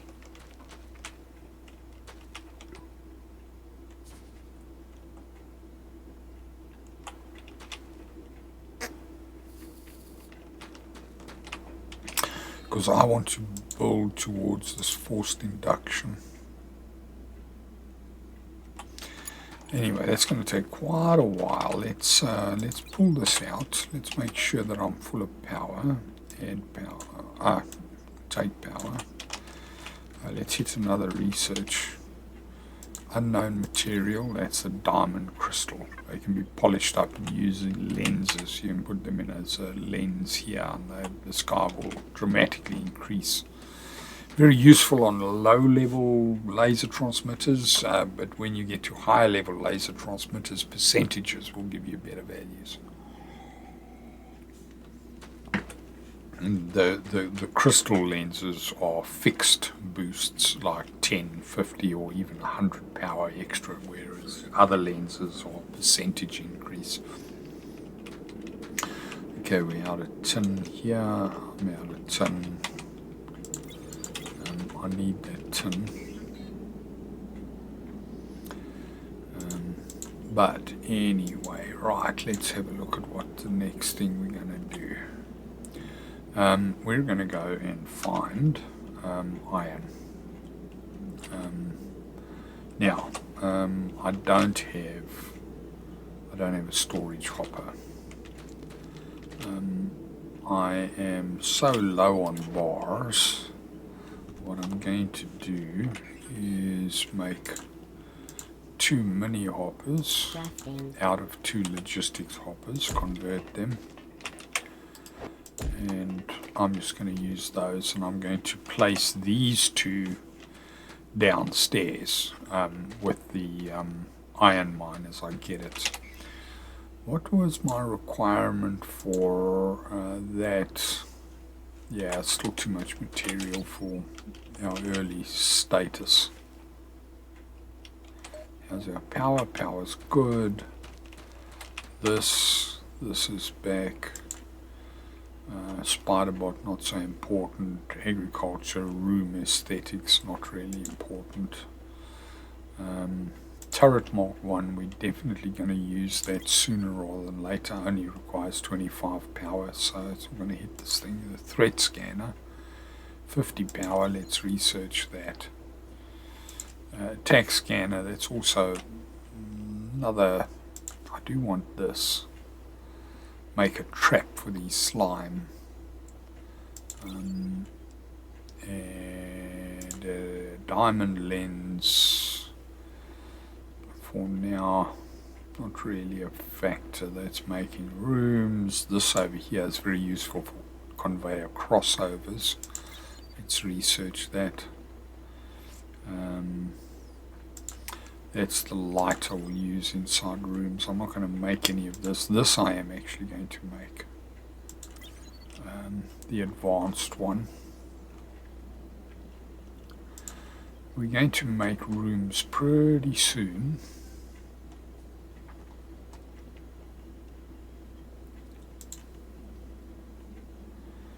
Let me see, 2 points. Yeah, I'll do that. Okay, right, let's see. Weapons, wooden planks. Okay, let's turn all of our tree trunks into wooden planks. 25 at a time. And I've got 4,975 wooden planks. Kind of a cosmetic item. Or I can turn them into construction paste via this little machine here. I think, if I remember correctly. Okay, turret is iron gear. Threat scanner. Where's the enhanced threat scanner? That's 8 tin plate, 5 copper wire. So we need a few tin plate. We've got no tin plate. Right, what's going on here? Let's see. Okay, we still haven't used up all of these yet. We had a tin is 8 tin. F4 number 2. Place all 10 there. Promptly going to use that up.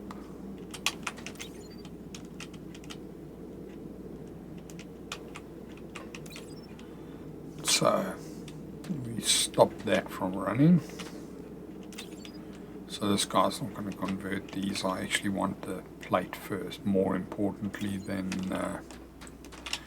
anything else at the moment. One more tin plate. Right, there we go. Enhanced thread scanner, craft. Okay, this guy needs power. Let's place it. Let's use that slot for a moment. We'll just place it there for now. Insufficient power, but it will suck some power out, and then boom, up she goes, 100 power. Okay, so base rating is approximately 28, and there's no threats detected at the moment. Let's do a slash mission report. What's this? December 16, 1991. Weird. Okay. It's okay. Oh, we got rid of that. Right. Threat level, no scannable. Okay, maybe it wants the other scanner, not the enhanced one. PTGs 0, laser power transmitters 0 with lenses, Okay, nothing really useful over there. Okay, let's take all of the coal out of that, suck there. take that. Right, let's get back to finding iron. Empty that first so that that doesn't run full. And let's go and say ping unknown. Oh, there's something there, but that's probably not iron. That's probably some kind of rock we haven't discovered yet. However, where would I like iron to come out? I'd like iron to come out somewhere over here, I think. We'll make it come out of here. No, wait a minute. Let me change my mind on this lot. I like the iron to come out there, but I prefer it to be a little bit further away, I think. Extra belts later, but so what? By that time it doesn't matter. I might have it about here. I don't want a hole that I can fall down. This is going to be a deep hole here.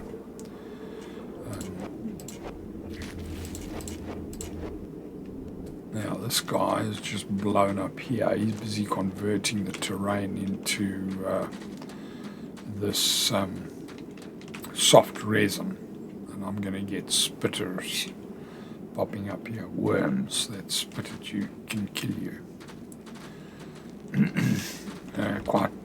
quite easily if it's sort of all unexpected like. Right, let's go to here. Okay, down we go.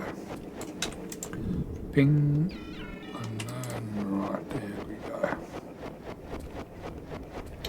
Now we might hit an air gap, but I'm not going to waste the power scanning for air.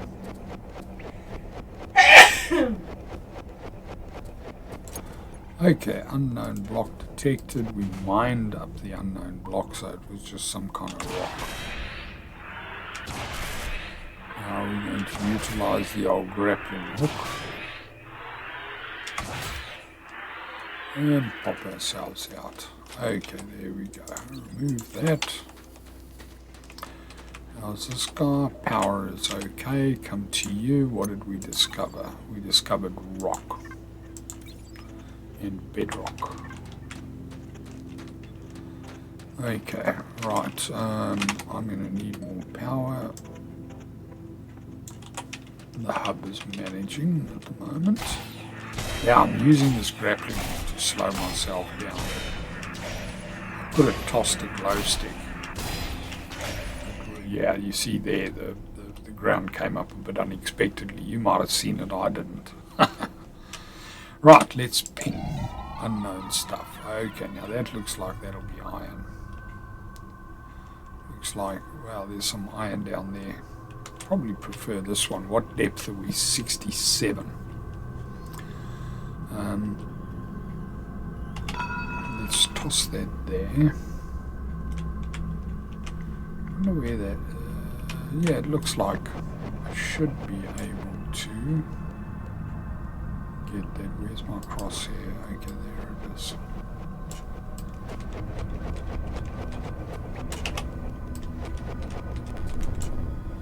Okay, oh, we run into some tin.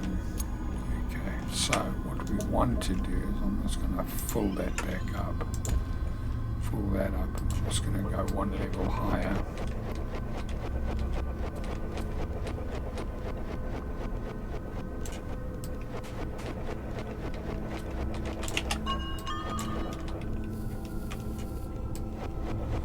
Looks like we're pretty close to where we want to be.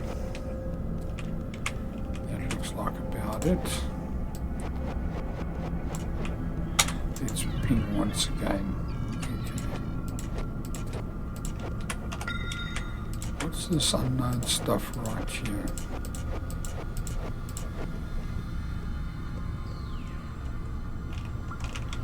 You step further away. Somehow if something's close, it vanishes quicker.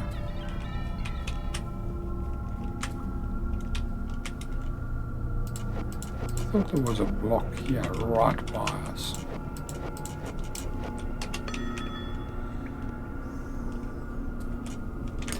Oh well, okay, what was my power doing? Low. So I'm gonna go up. back now. Let me go down again. What I'm going to do is go up here and just put a light. So I will see the ground coming up when I come down next time.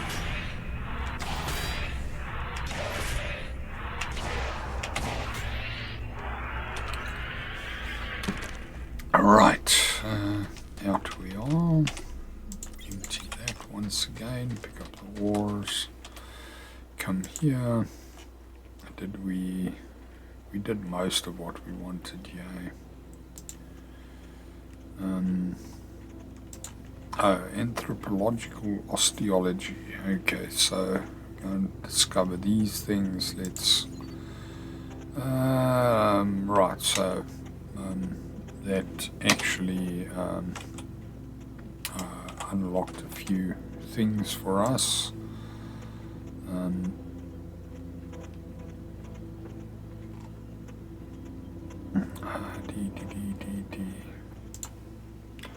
Let's research these because I am going to make those.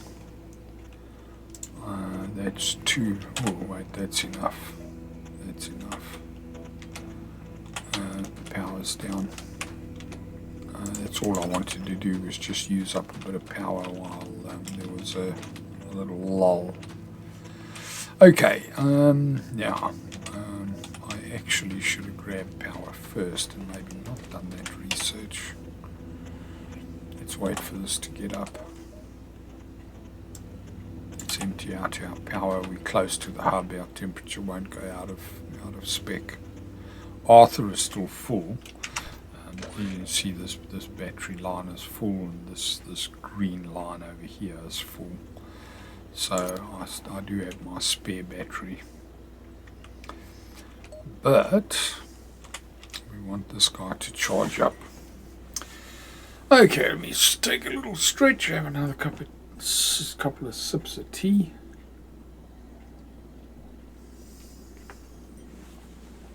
And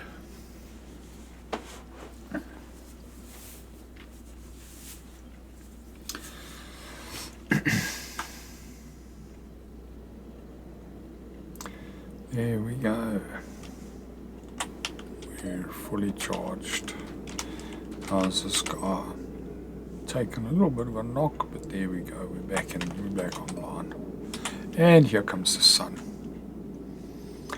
So I'm going to get a little bit of power boost as well.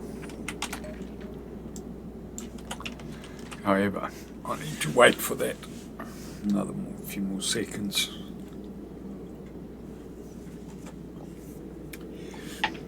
How long have I been running here now?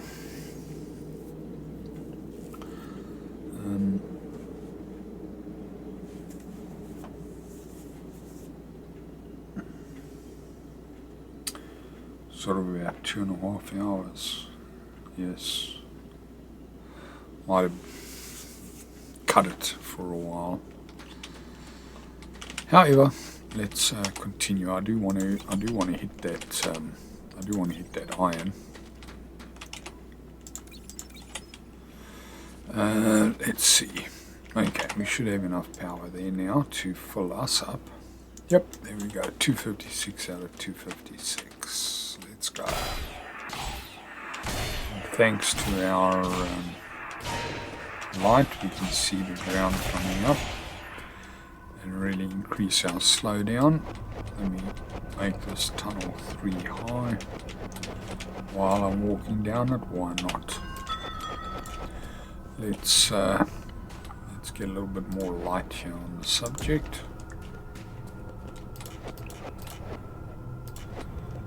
More permanent lighting.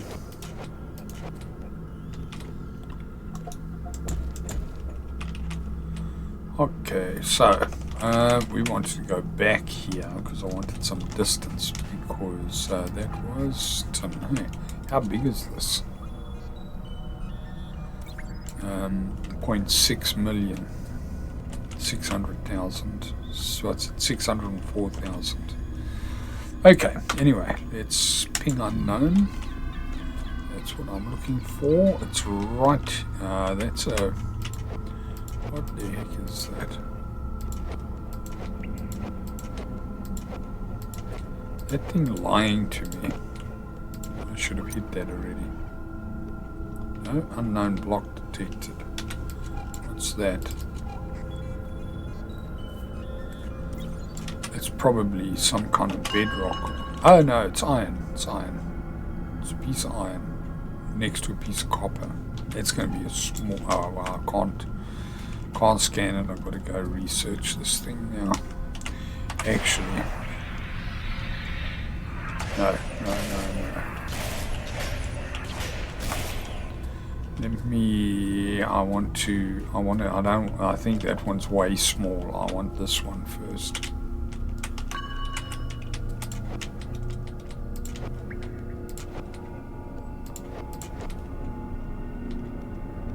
About here. Oh, I fell. Okay. There's some kind of a little cavern here. Let's leave that there. Why not? I was going to change the positioning a bit, but this is good enough. Okay, where's that hole up there? Okay, in the meantime, this is 1, 2, 3, one more, and let's place a bit of lighting there.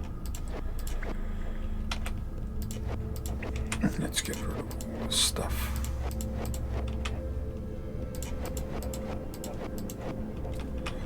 Okay, that'll do. Probably gonna consistently now, if you're going upwards and you're going into a too high, pressed the wrong button. Slow myself down, go back here and get back up. When you're going into a too high tunnel, it can be very difficult.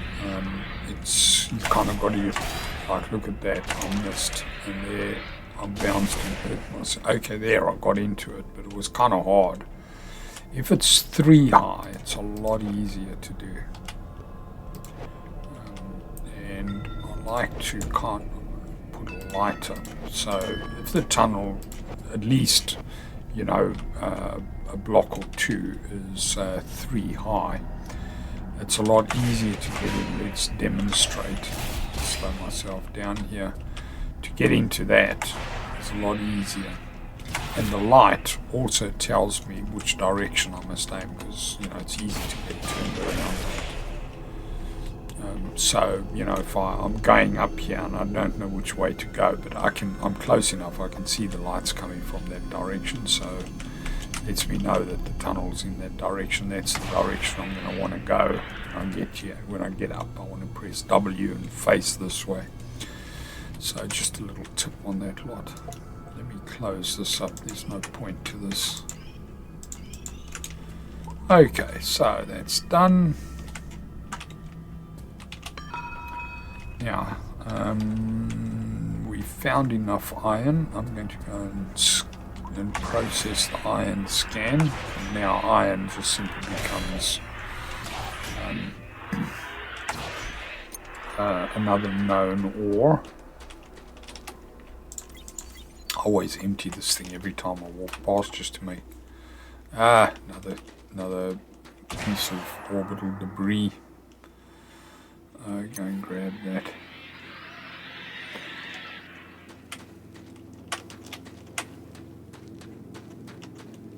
Okay, this one's a lot closer.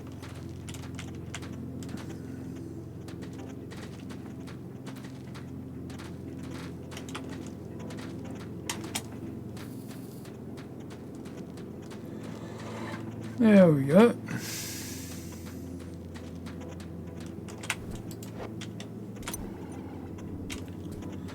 Done.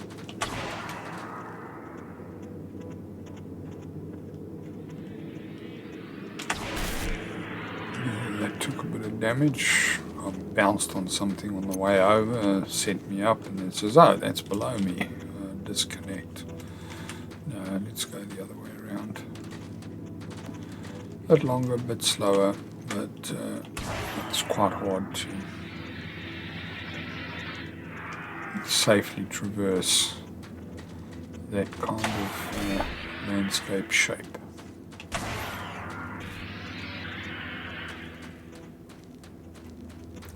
Okay, take power. Right, there we go. Okay, let's go. We've got to process the scan of our iron now.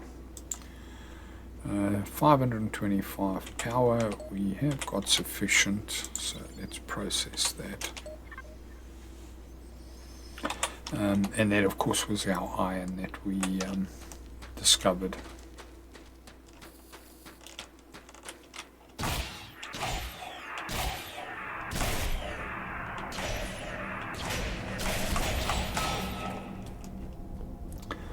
Okay, let's go here now and let's find out how much this was. Oh, 51,000. That would be 5,183.6 that I'd get out of that.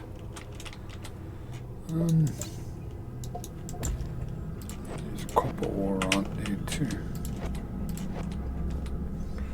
Wonder how big that is.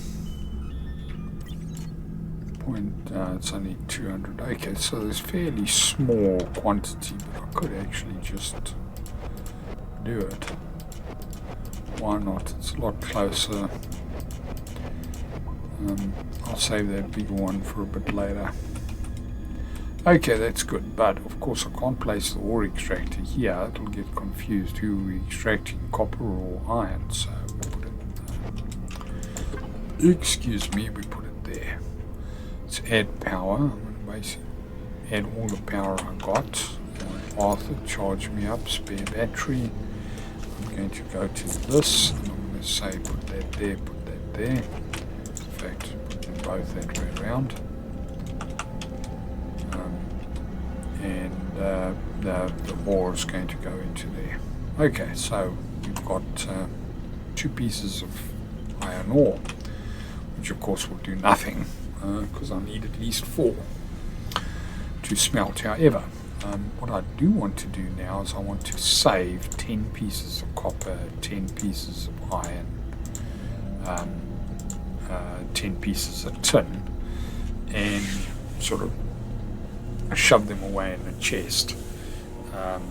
And I'll use those if I run out of ore unexpectedly.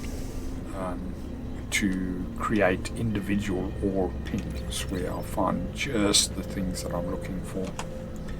So there we've got 8, another 2 more. And I'll go scroll the stuff away. There we go. Okay, actually what I'll do is I'll make this a little more, let's make this 3 high tunnel towards it.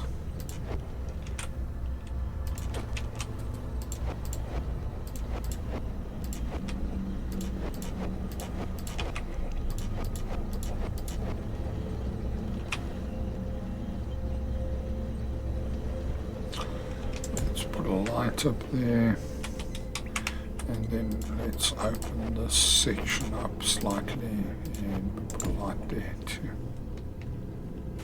Okay, things are a lot more visible. Good enough.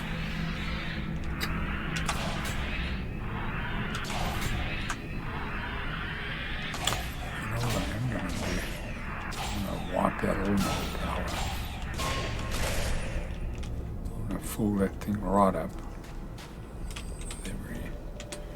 Every bit I've got. Add power. That'll leave me basically dead broke. Arthur, you can charge me. I can see you a little bit of power there on me.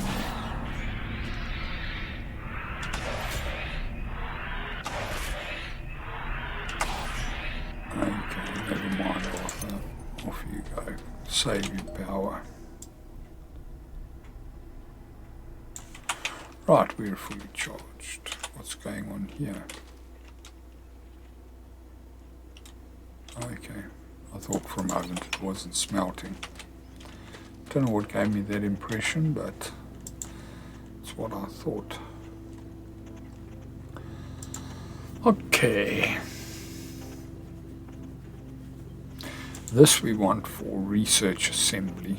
We're definitely going to use that. I'm also going to make macerators.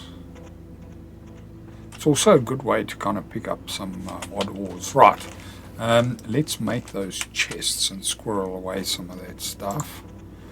So there's storage crate 1, 2, 3, 4. 1, 2, 3, 4. Make 8. Let's make 16 in total. And what I'm going to do is I'm just going to shove them down here. Sort of 4 deep. They kind of make one chest. So, where have we got those? There they are. See, they just one chest, and as I add these on, I think each one adds on 2 or something. So I'll end up with 32 slots. I think, what's that?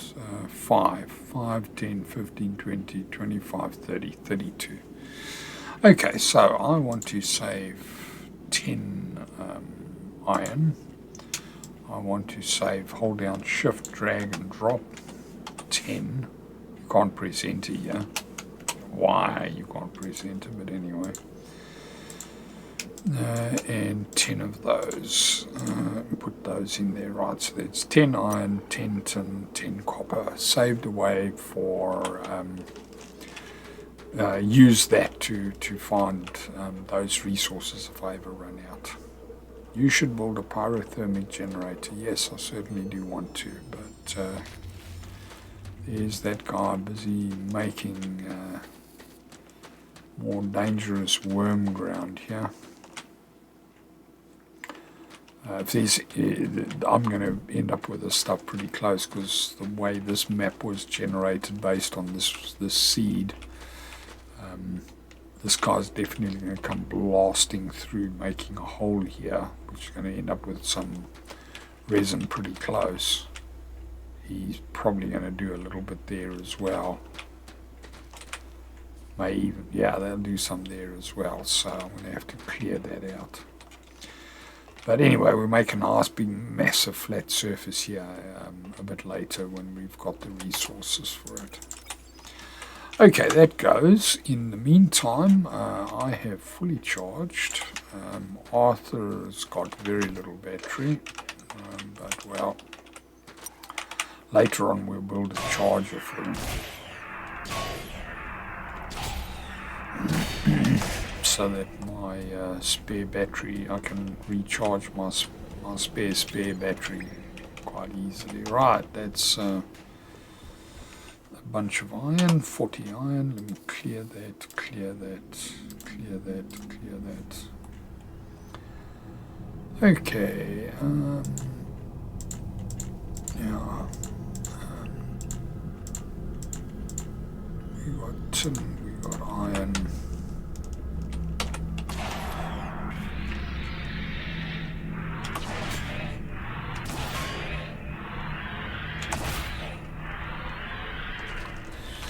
Okay.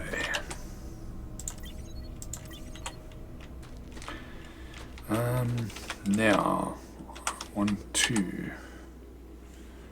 Let's take all that out. And let's put, this is going to go out. Let's put that there. Put all that in. Take that out. You just, well, let this run back in again as well.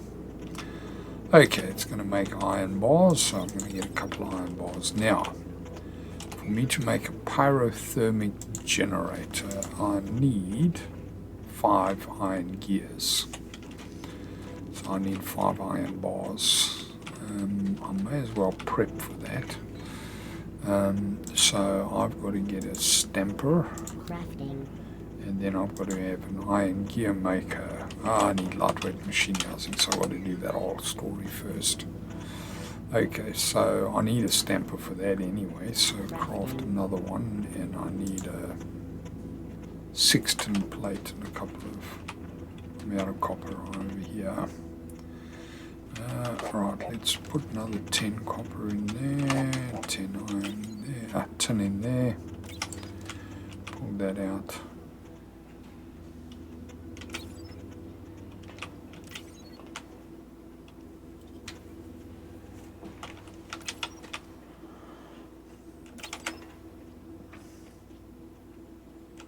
If I leave these both arriving simultaneously, this guy will steal it and start making conveyor belts with it. Actually, I'll empty that out. That won't happen now. He needs all 3 things. I'll get back into that later. How much more do we need? We need 1 more copper wire. There's 2, that'll do. Our base threat level is currently, what, 25, super low. Okay, lightweight machine housing crafted, done. Okay, so now I want to take a stamper, and that's once again going to make for a logistics hub there. He's going to, no, that's not going to work. I need at least one of these mini hoppers, because this guy wants at least 6, I think. Let's remind myself, looking for 6-tin plate. This hopper can only store 2, so he would never find 6. This one can store 10. The fact that he's slow output is irrelevant.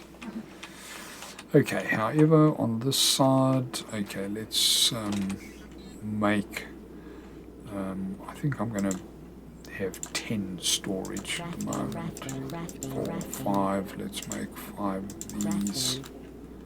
We're kind of getting our resources to bump up quite well at the moment. Whoa, I just took all my iron out. I wanted to take everything else out, but let it focus on iron.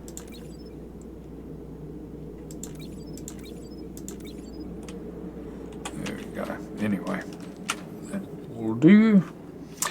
Okay, so this guy is going to make, let's put that in there. He should actually spit one out now. So there, this is going to be remove only, and this is going to be, well, it doesn't matter about remove, he's never going to remove anything. 5 tin plate, he's about to get his 6th. This machine also runs without power usage. And there we go, it's making a lightweight machine housing, and that will allow us to edge a little bit closer to the other things we need.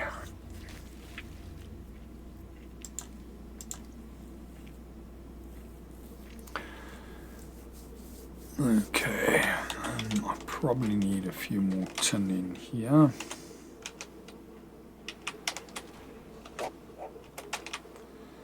So there we go, 5 out of 6, there'll be 6 out of 6, one of those.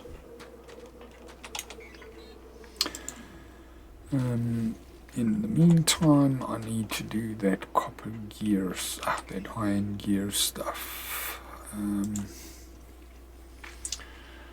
So, I have a stamper. I need a bunch of copper wire as well, so let me grab that.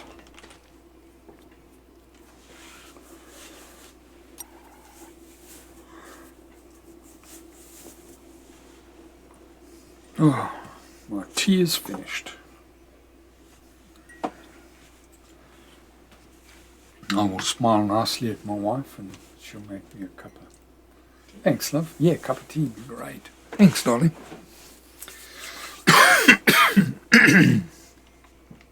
Okay. So, knock that out. Put one of those in. Let's make this look a bit nice. We're not doing anything else at the moment. Let's take that out, take that out. At the moment, let's shut that down and just rotate that way so it doesn't pull any out. That's fine. We've got another copper wire.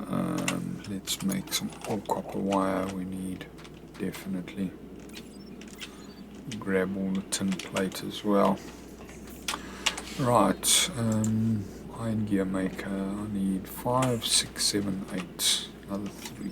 1, 2.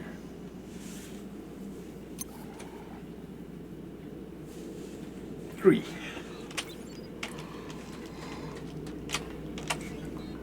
Okay, iron gear maker. Bing. Done. Okay, let's maybe do that here. I could do it here. Why not? So ding ding ding ding. I'm going to make a one there, and let's pull that up there. Put some more glass in so we can see what's going on. And here we want a stamper, and then we want a iron gear maker. This guy is going to be remove only, add only. I don't think it's important, you know, but again, you never know. Every machine, it looks like it shouldn't be. It looks like it's conveyor belt, but, you know, who the hell knows? Kind of very inconsistent design. Okay, F2, F3, F4. This is iron. Iron goes there. Let's put that there. There we go. 4 of those will make 4 iron gears. We should have more iron here. That's it. Right, plonk that in there. That. Get us going.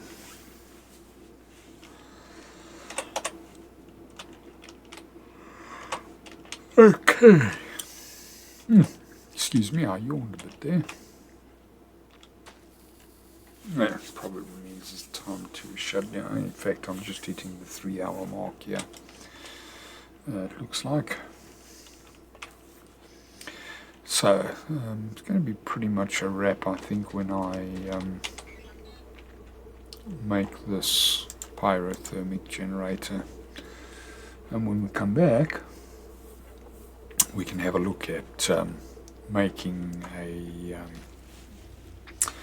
discovery of lithium. Then we can get charged lithium coils. And then we can really start scaling up. Because at the moment we're really throttled, coming in super slow, running through one of those.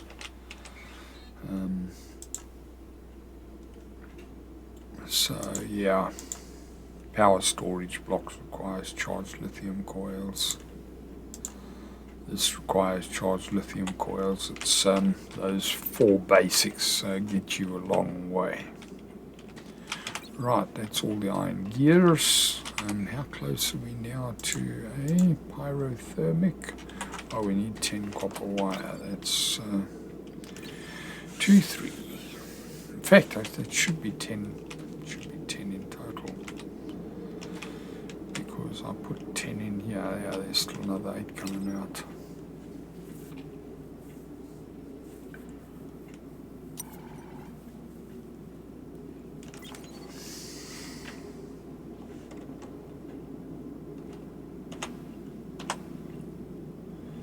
Where's copper wire?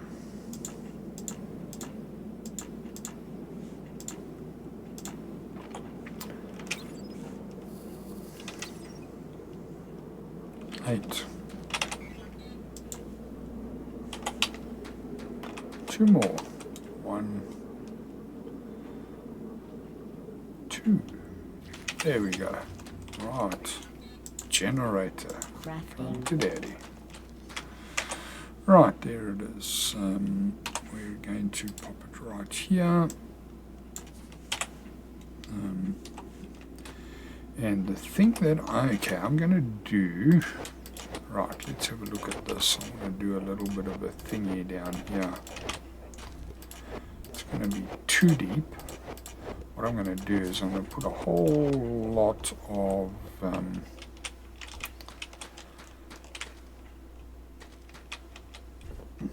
generators here. So let's look at that carefully. I'm going to put a generator there. And that's the deepest one. I'm going to put that there.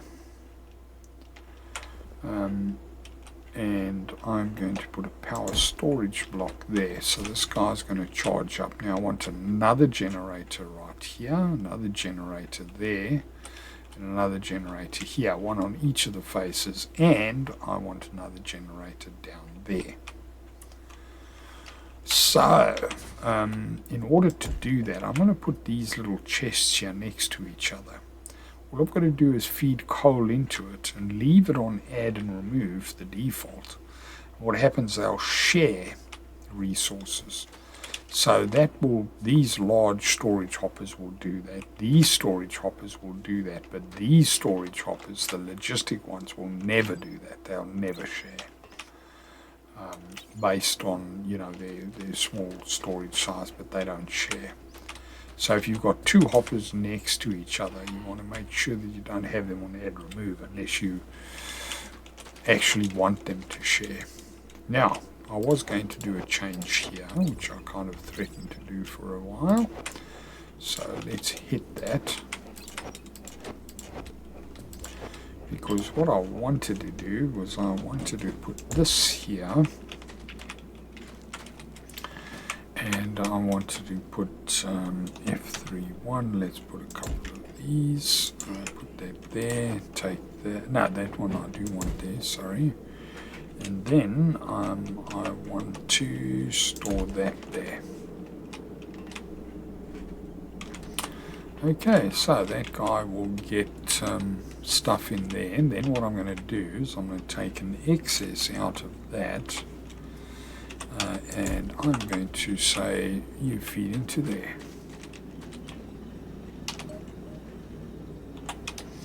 So that's going to suck out a few. I can actually fill that up manually for the moment. There we go. Fill up. This guy's still got stuff that's coming in, and now we can walk across here without these, up and over type elevation change. And that guy is busy charging. Okay, and that's our first pyrothermic. Now that actually allows us, we probably won't have enough power yet to use a forced induction, but it actually allows us to utilize this a little bit more heavily.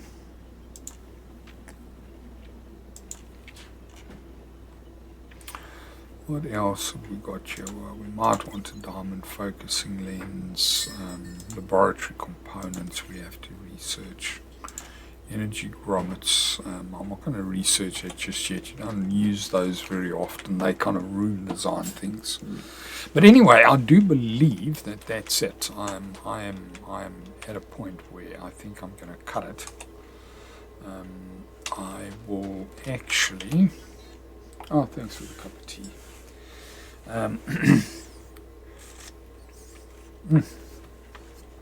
Delicious. Right, get another cup. Oh, okay, I'm out of tin. But there we go, it's coming in slowly. We're going to make a bunch of mini hoppers. Every bit of tin we got. Pop them down there. There, and there. Now, I'll leave this one out. Over there we're going to put another pyrothermic. I need to lightweight. Well, let's reactivate this side.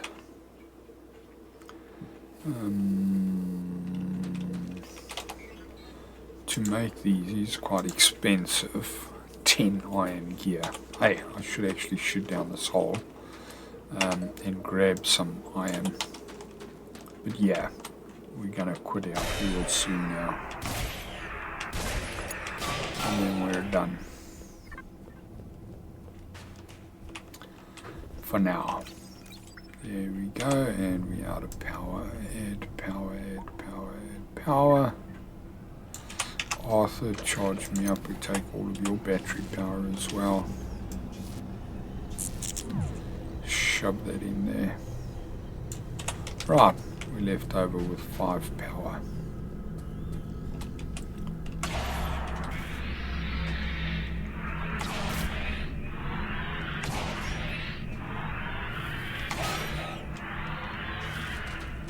That's it.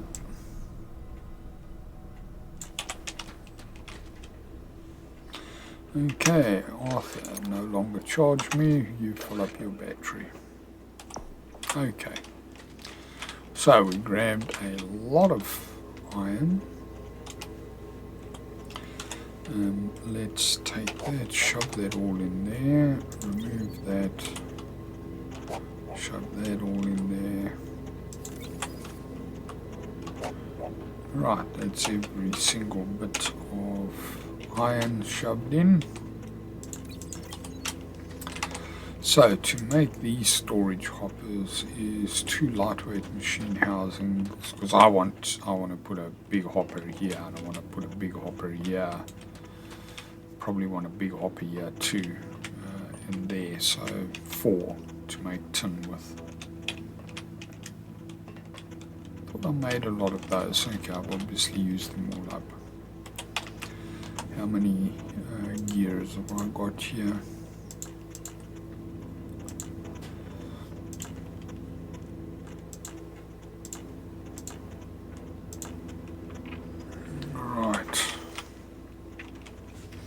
Okay, there's going to be a little delay now while we smelt stuff. We just got to wait for things to come through here. We're not capable of speeding things up, but we got all the infrastructure now to actually speed up.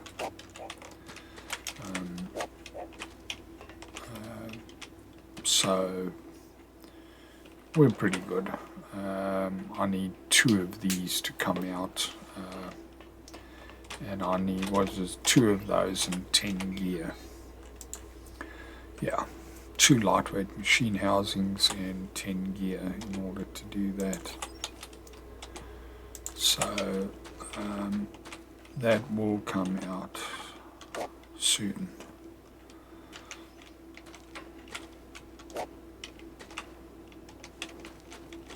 But I need a lot more iron, tin as well. I'm running low on tin. So anyway, that's it. We're done. Tin, copper, iron. We've got a nice little manufacturing setup here for some of the basic stuff, and a distraction. No, we've got to go and pick that up quickly. I think I'm actually going to log out right there, because the game doesn't save your position every time you log back in. You're back at the CPH. Oh, there you are down there. I could see your flashes. Yeah, you got to walk down a bit carefully, otherwise you take damage. Let me demonstrate. Boom. Took a bit of damage. Okay, there we go. Okay.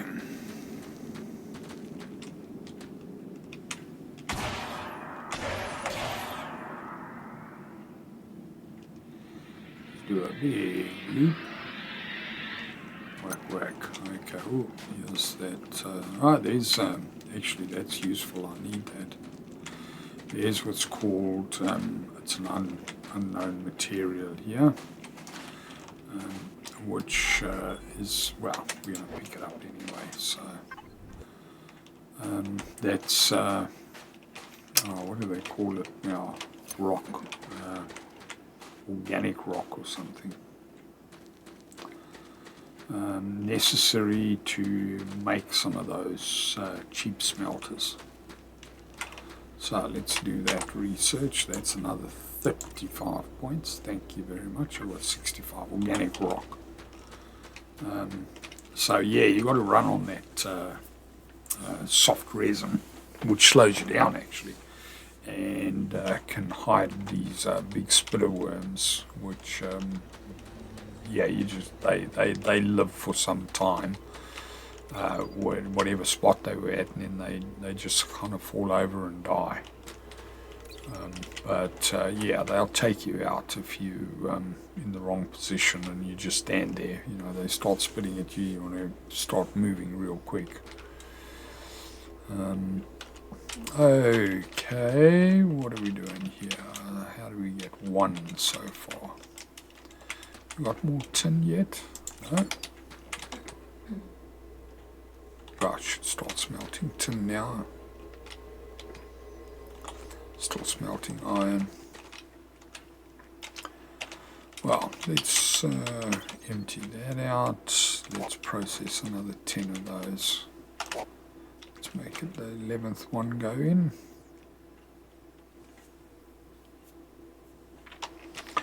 Nice-ish animations that are done. You know, you'll hear me criticize, you know, the developer of this game.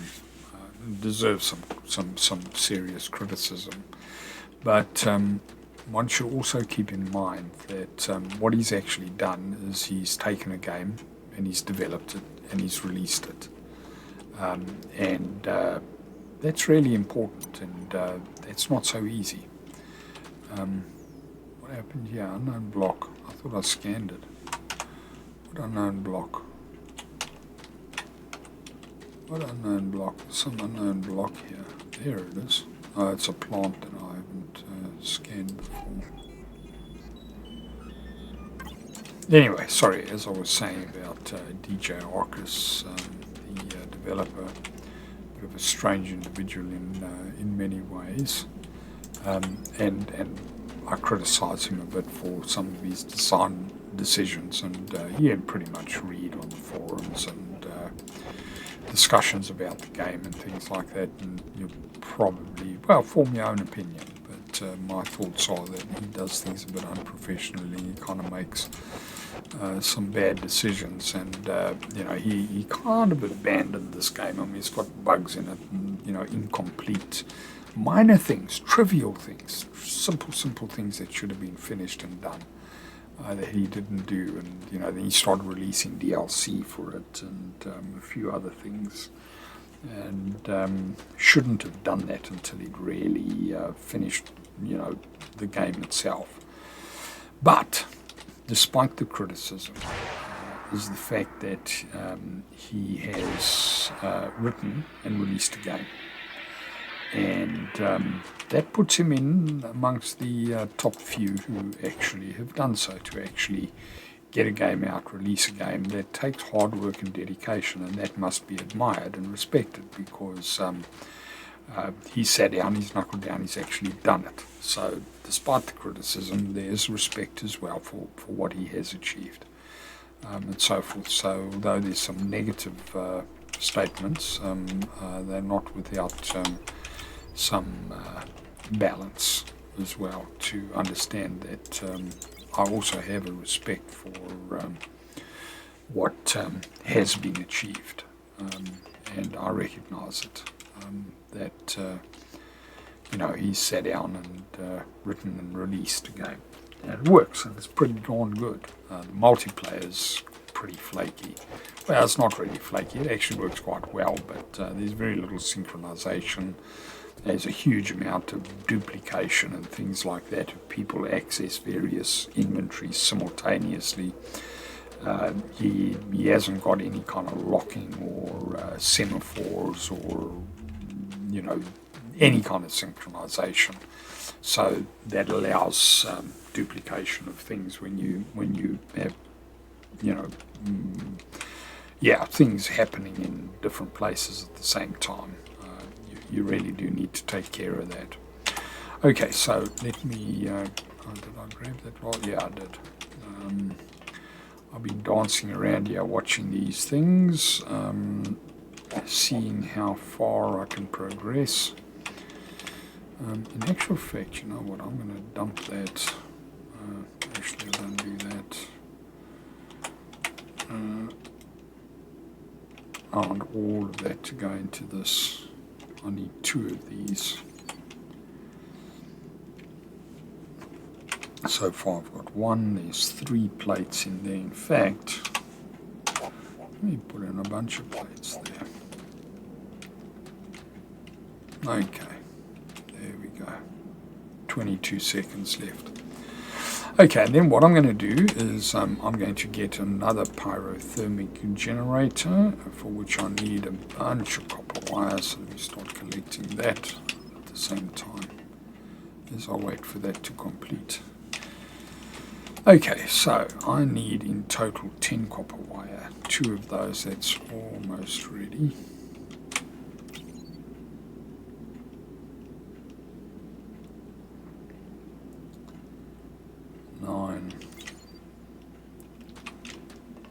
That's ready. 1 more of these. That's ready. Done. Craft. Okay, and now I'm going to put that guy into this position over there. And he will fire up. He's generating 4 power per second. So that guy's generating 4, this guy's generating 4, so obviously 8. Power being generated and pumped into that block available for this guy. So what we can do is we can build forced induction, which is fairly expensive. I mean, you see the big time that it takes to make those lightweight machine housing and so forth, because we're so constrained on resources at the moment. But anyway, that gives us a real good point. And a good focus for the next episode, which is let's increase the speed of our ore processing, and let's start pumping.